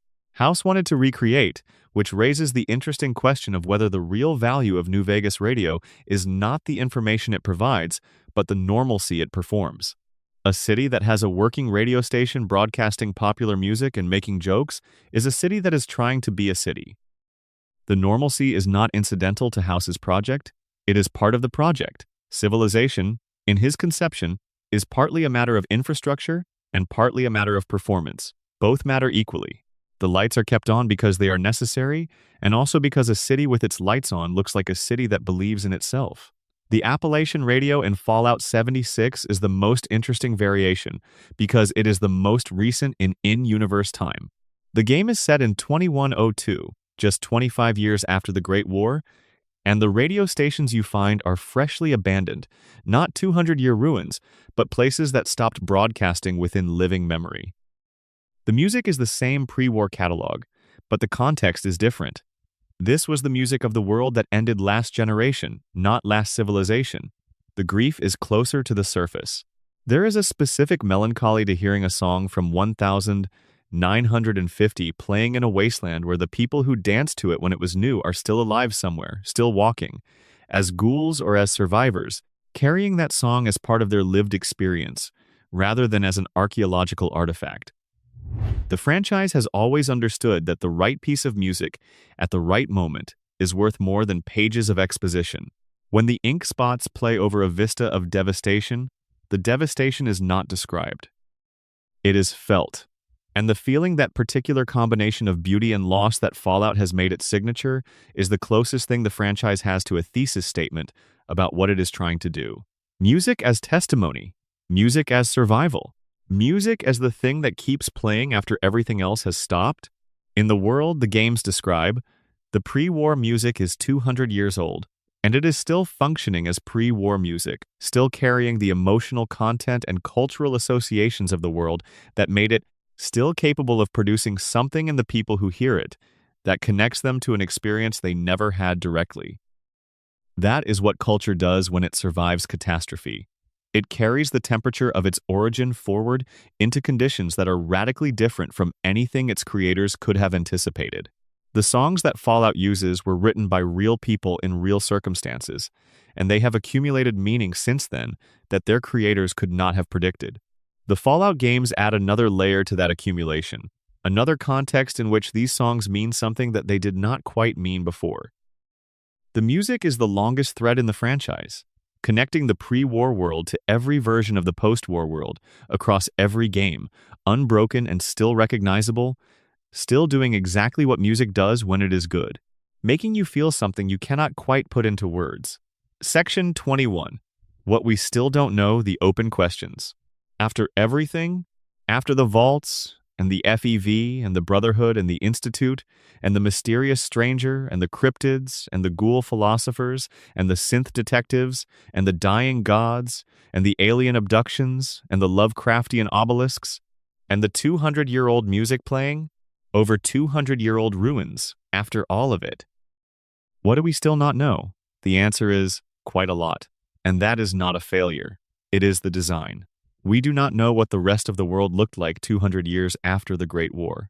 Whether other civilizations rebuilt differently, whether any region of the planet avoided nuclear exchange entirely and has been developing in isolation since 2077, whether there is, somewhere across the Pacific or the Atlantic, a version of the post-nuclear world that went in a direction the games have never depicted. We do not know the full scope of the Zetan interest in Earth.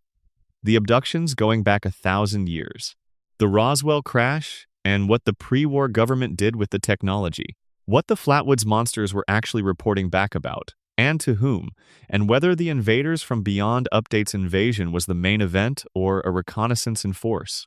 We do not know what happened to Vault 22, the plant vault in the Mojave, where research into fungal biology and crop modification produced something that is implied in the game's environmental storytelling and its most disturbing holotapes to be far more dangerous than a simple fungal infection. The vault is one of the most frightening locations in New Vegas, and what the spores from it might become if left unchecked is a thread the game declines to pull. We do not know what lies at the bottom of the ocean surrounding the Commonwealth. The creatures that populate the shallow waters are products of radiation and possibly FEV. The deep ocean is effectively uncharted even within the game world. No faction has explored it. The franchise has been careful to put its most expansive mysteries in the most inaccessible places.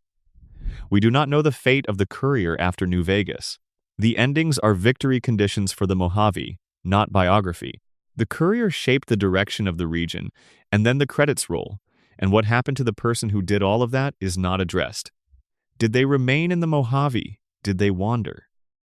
Did they survive long enough to see whether any of the endings they produced lasted? We do not know whether Ugg-Qualtoth is a name for a specific entity or a placeholder for something that exists beyond names.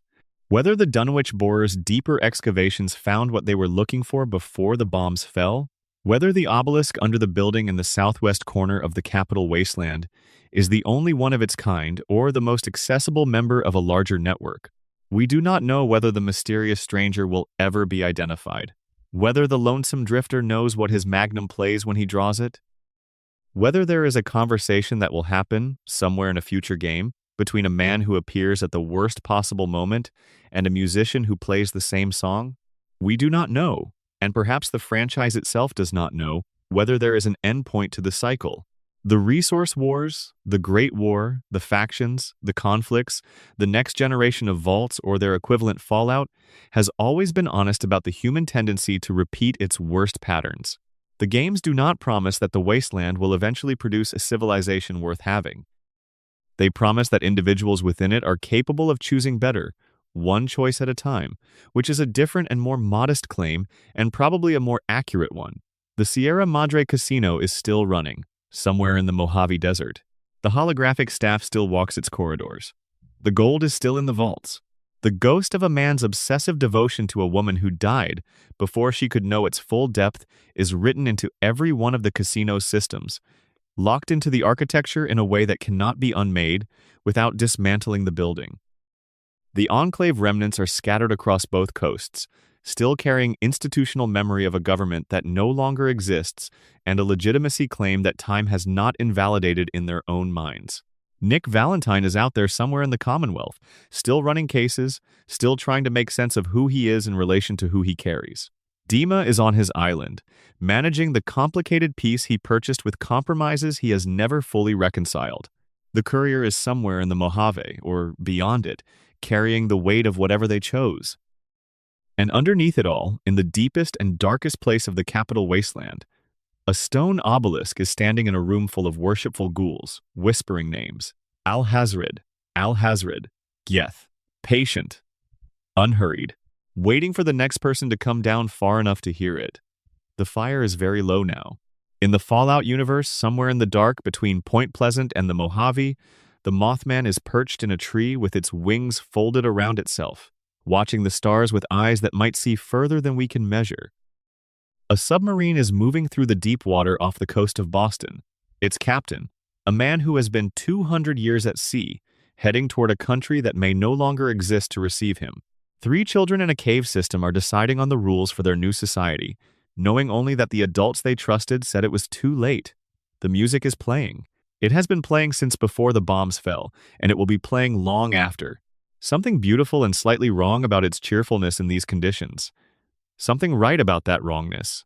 Sleep, if you can. The wasteland keeps its own hours, and they are not yours to manage. The mysteries will be there in the morning, exactly as patient as they were the night before. The stars are still out.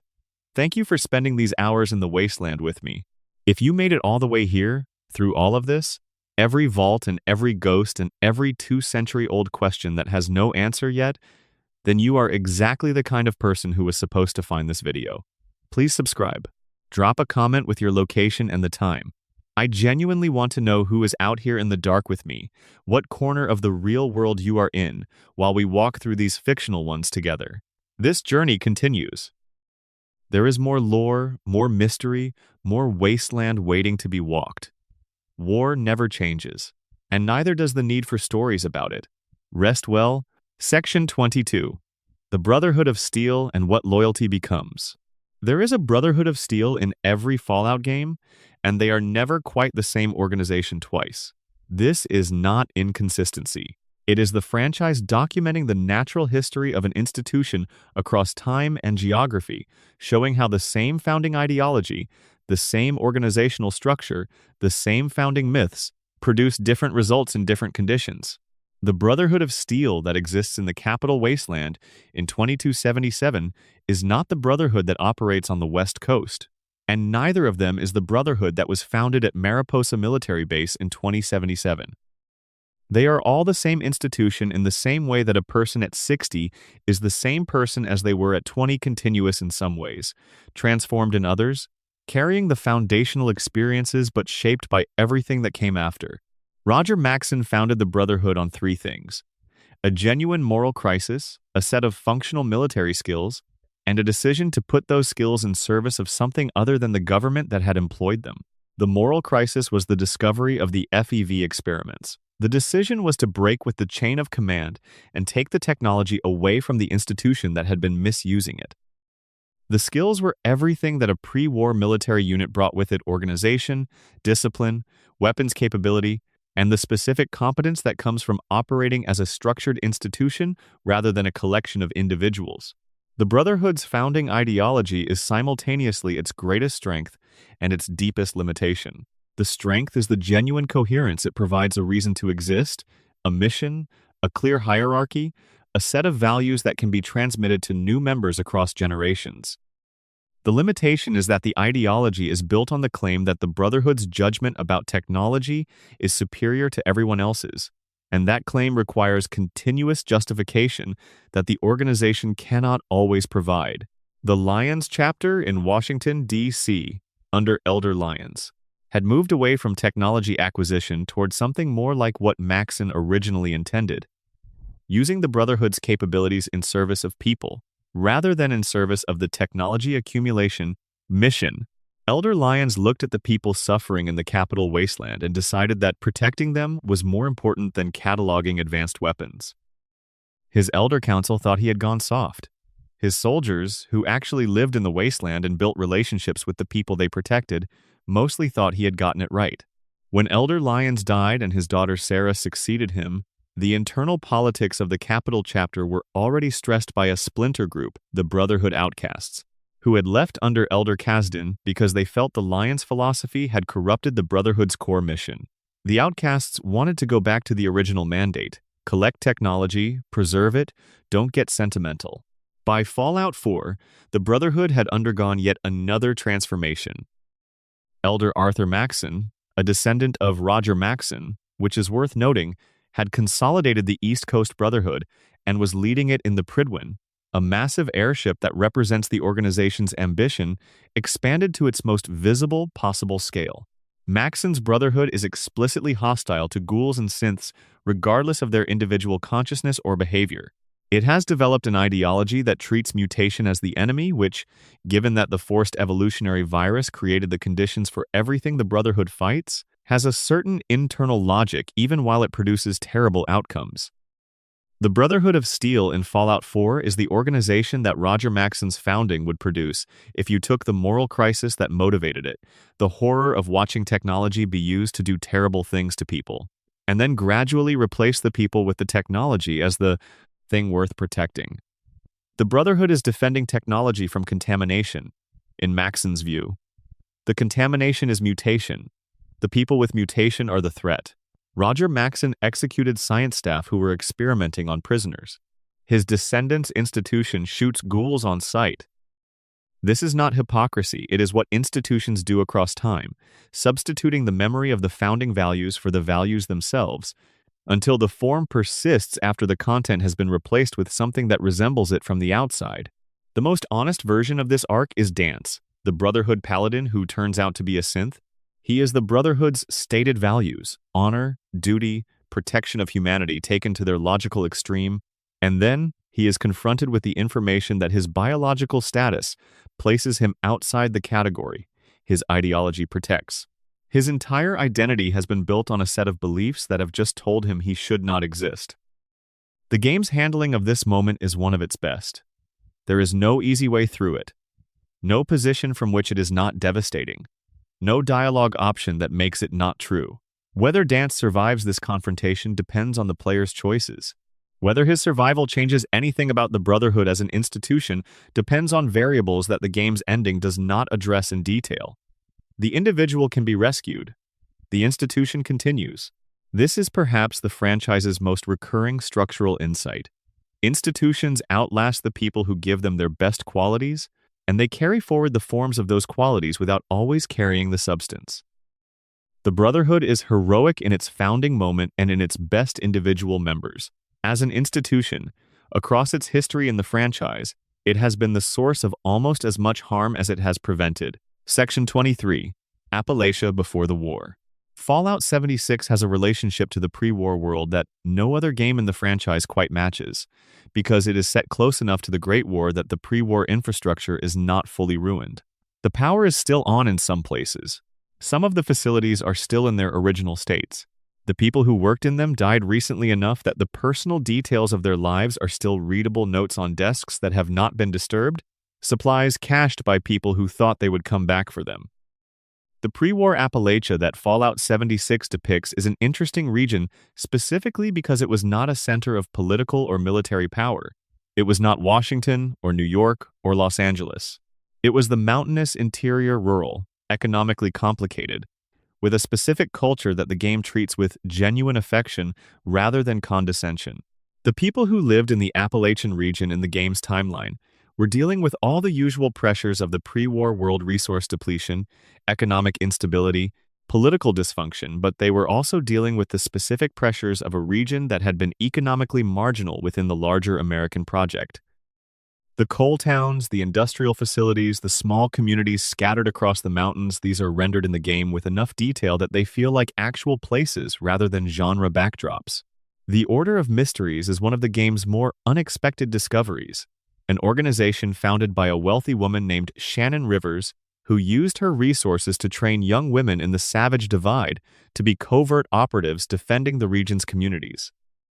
The training program was disguised as a fan club for a pre-war television franchise called Mistress of Mystery, a noir adventure show featuring a female protagonist with a specific aesthetic mask, cloaking device, a blade weapon, a voice modulator. Rivers had access to the actual technology depicted in the show, and she used the fan club infrastructure to identify and recruit candidates. The Daughters of the Order, as they became known, operated in the last years before the Great War and in the immediate aftermath, using technology that was indistinguishable from magic to those who encountered them without understanding its mechanisms. Their records, found throughout the game's southern mountain regions, tell the story of an organization that was improvised, provisional, and more effective than any of its members expected when it started. There is something characteristically Appalachian about the Order, a community self-defense organization built on available resources and local networks, functioning because the people involved understood the specific territory and the specific threats to it. It is the kind of institution that can only exist in a place where formal authority is distant and informal authority has to fill the gap. The Responders are the other pre-war institution that carried forward into the immediate post-war period most successfully. Founded from the region's emergency service workers, firefighters, medics, police, the Responders organized in the first chaotic months after the Great War and began rebuilding the basics of community infrastructure: water, medical care, food supply, communication. They established training programs, they created archives, they built a network of resource caches across the region. They were destroyed by the Scorched, a disease spreading from the Appalachian mines, within the game's backstory gone before the player character arrives, leaving behind only their archives and the documentation of what they were trying to do. But the documentation is extensive, and reading through it produces a specific kind of sorrow. Here were people who understood exactly what needed to happen for civilization to survive and rebuild, who were doing it, and who ran out of time before the doing could become durable. The Responders are the Appalachian wasteland's answer to the question of what a post-war society that was actually trying to be humane would look like. Not the Brotherhood's technological focus, not the NCR's proto-democracy, not House's calculated pragmatism, just people with practical skills doing the work that needed doing, organized around the principle that surviving neighbors are more valuable than surviving alone. Their failure is not a failure of ideology. It is a failure of a specific enemy that they could not outrun in the time available. The tragedy is not that they were wrong. It is that they were right and it was not enough. Section 24. The Broader Conspiracy: Corporate America and the End of the World. One of the most significant contributions of the Fallout television series to the franchise's lore is the explicit revelation that Vault-Tec was not acting alone. The show depicts a meeting that took place before the Great War, among the leadership of America's most powerful corporations: Vault-Tec, Nuka-Cola, Robco Industries, West-Tec, General Atomics, and others. The meeting is convened to discuss the approaching nuclear exchange, which the corporate leadership is treating not as a catastrophe to be avoided, but as a condition to be managed. They are planning their own survival.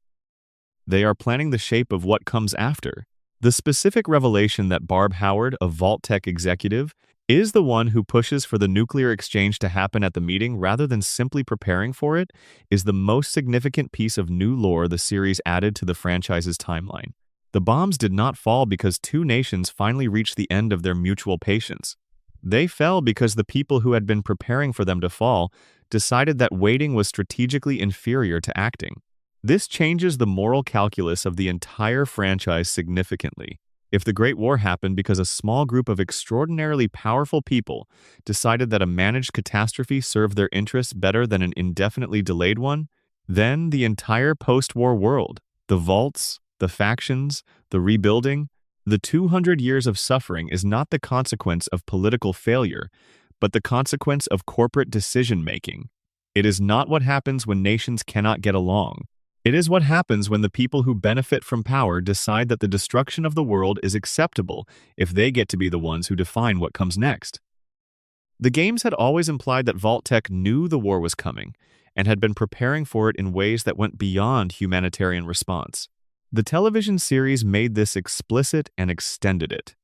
Not only did Vault-Tec know, but Vault-Tec's leadership decided, in a meeting with representatives of America's other major corporations, to make it happen. The implications for the post-war world are significant. The NCR, the Brotherhood, the Institute, the Enclave, all of them are operating in a world that was created by a decision made in a boardroom. The entire wasteland is the aftermath of a choice. Not a mistake, not an accident, not the inevitable consequence of political failure, a choice made by people who survived it because they had built survival infrastructure in advance. The Enclave's claim to legitimate authority over the post-war world is even more hollow in this context. They claim to be the continuation of the United States government. But if the people connected to that government's corporate partners deliberately caused the war that ended it, then the claim is not a claim to legitimacy. It is a claim to having been in on the plan and being entitled to the results. The corporate conspiracy is also the context in which all the Vault experiments make the most sense. The experiments were not mere curiosity. They were data collection in service of a long-term project figuring out how to build the post-war civilization that the corporate leadership intended to control. The Vault-Tec executives sleeping in Vault 31, waiting for the right moment to emerge and take over, are the clearest expression of what all the vaults were ultimately in service of. The franchise had always been aware of this possibility and had circled around it. The television series committed to it, and the result is a version of the franchise's central premise war never changes that is more specific about what kind of war this is. Not the war between nations.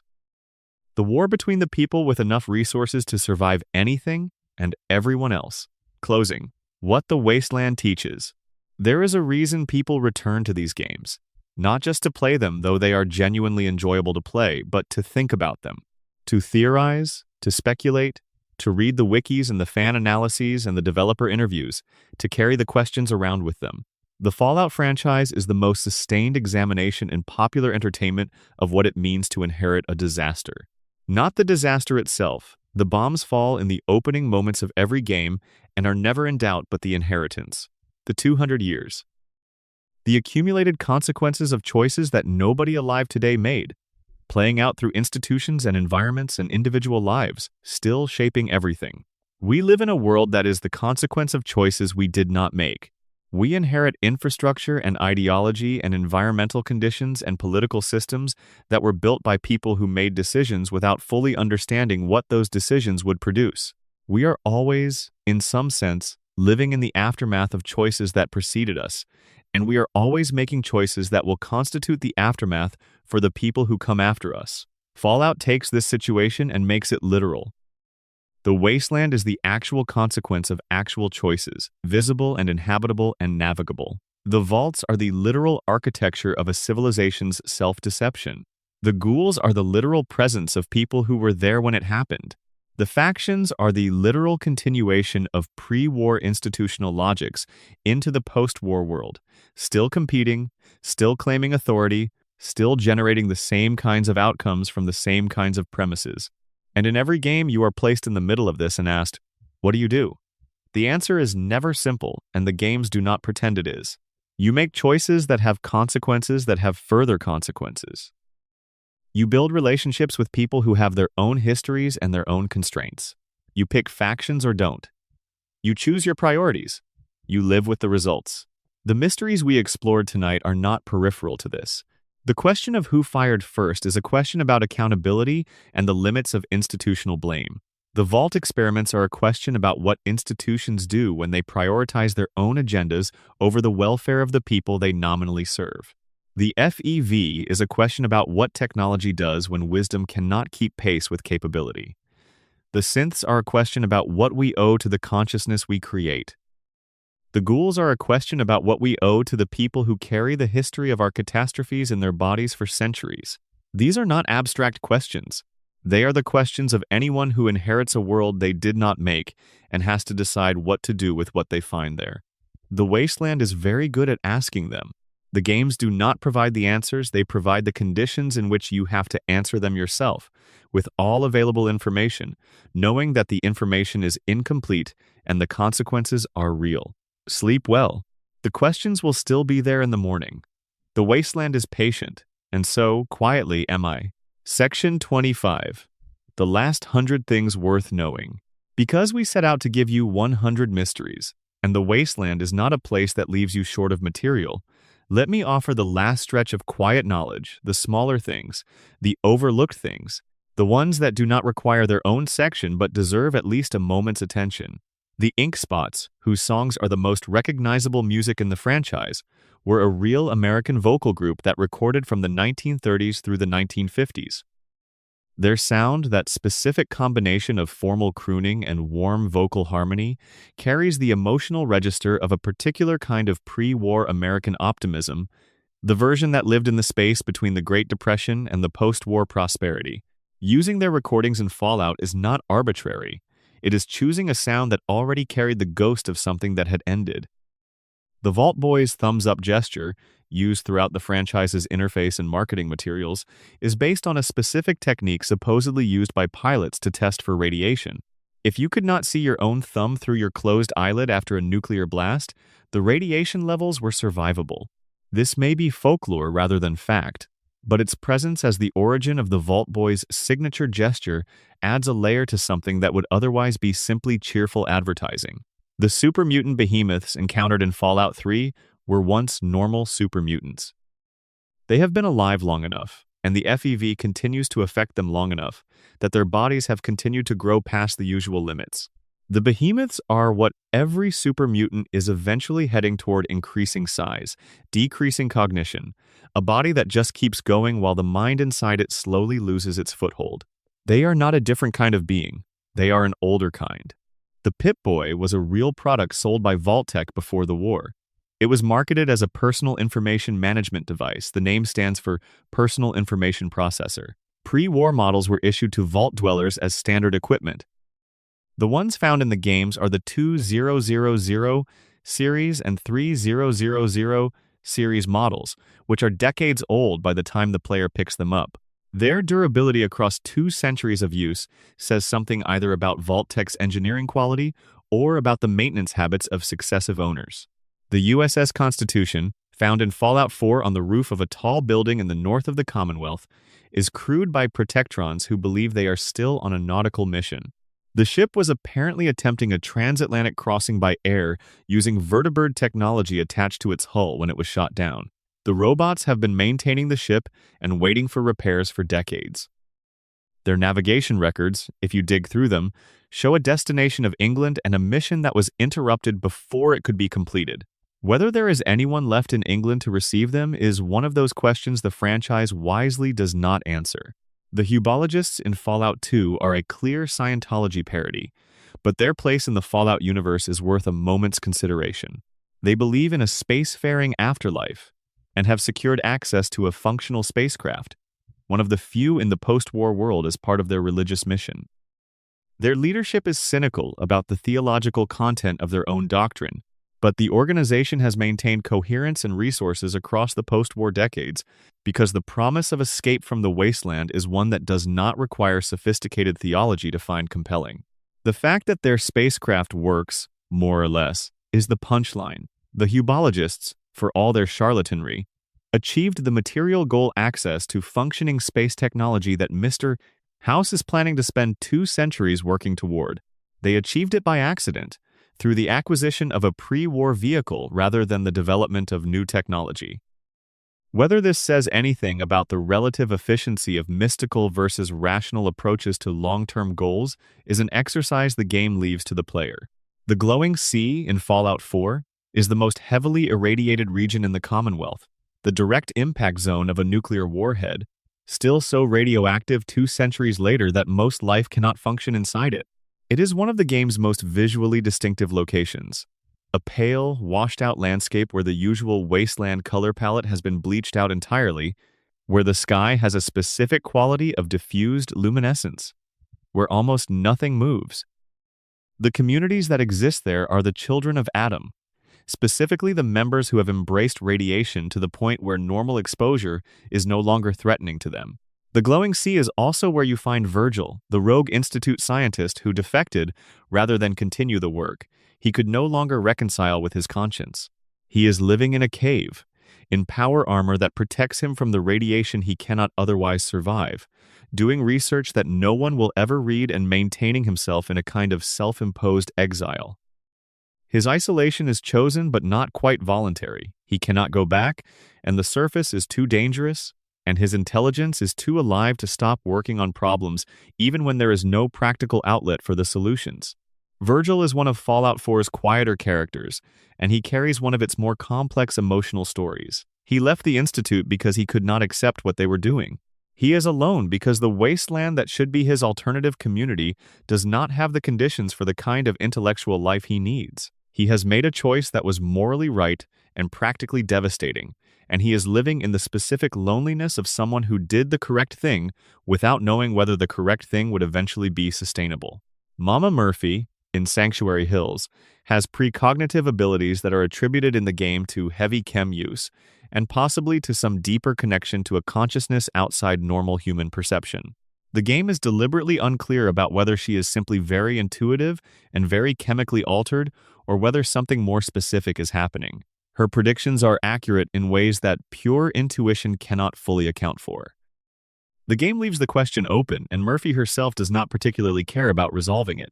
The Deathclaw eggs that appear in the game as items have lore attached to them that most players never encounter specifically. The Deathclaw's maternal behavior is documented in several locations, and the mother Deathclaw's ferocity in defense of her nest is distinct from the territorial aggression of the rest of the group. It is behavior that resembles, in its specificity and intensity, the behavior of other animals protecting young. This is one of the franchise's quieter gestures toward the question of what constitutes consciousness worth protecting, placing it in the behavior of a creature that otherwise serves as a pure obstacle. The Overseer's office in every vault is the most politically significant space in each vault's architecture. It is the room from which all decisions flow, the space where the vault's governance is concentrated, and it is invariably the room that tells you the most about how things went wrong. The terminals in Overseer offices contain the records of decisions made under stress, rationalized in bureaucratic language, escalating toward whatever catastrophe eventually claimed the vault. Reading them carefully is the closest thing the franchise has to a masterclass in institutional failure. The specific small steps by which someone with authority, operating under constraints, produces outcomes that neither they nor anyone around them would have endorsed if asked to evaluate them in advance. The radio signal Miss Nanny units in Fallout 4 will sing children's songs if you interact with them without hostility. This was likely not a feature that required significant development time. But it is there, in the game, tucked into the behavior of robots that were designed for childcare, the residue of a function they were built for, preserved across the destruction of the world they were built in, still operating in any context where someone gives them the chance. The water in the wasteland is worth a moment. In the original games, purified water was a significant resource, and the Brotherhood's effort to restore the capital wasteland's water supply in Fallout 3 was the central humanitarian project of the game's ending. Water is everywhere in the wasteland: lakes, rivers, oceans, and almost none of it is safe to drink without treatment. The relationship between the abundance of water in its raw form and the scarcity of water in its drinkable form is one of the franchise's more subtle commentaries on the relationship between resources and access to resources. The problem is never the raw material. It is the infrastructure, the knowledge, the distribution systems, all the accumulated human work that turns raw materials into usable goods, and all the ways that work can be destroyed. The ending of Fallout 3, in which the player can restore the purifier at the cost of their own life, or through alternative means, is the most direct expression of this. The thing that saves the capital wasteland is not a weapon. It is a machine for cleaning water. The most significant act of heroism in the game is turning on a water purifier. This is Fallout at its most sincere. Beneath the combat, beneath the factions, beneath the mysteries and the cosmic horror and the 200-year-old music, the most important thing is whether the water is safe to drink. The wasteland is full of things that used to be simple and became complicated after the world ended.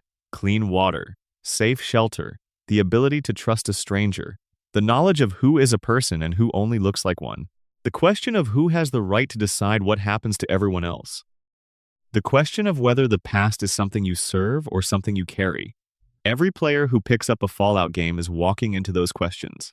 The setting puts them in a world where the consequences of getting them wrong are visible in every direction, in the ruins, in the factions, in the people who are still surviving and sometimes thriving and often failing in the aftermath of the last time they were gotten wrong.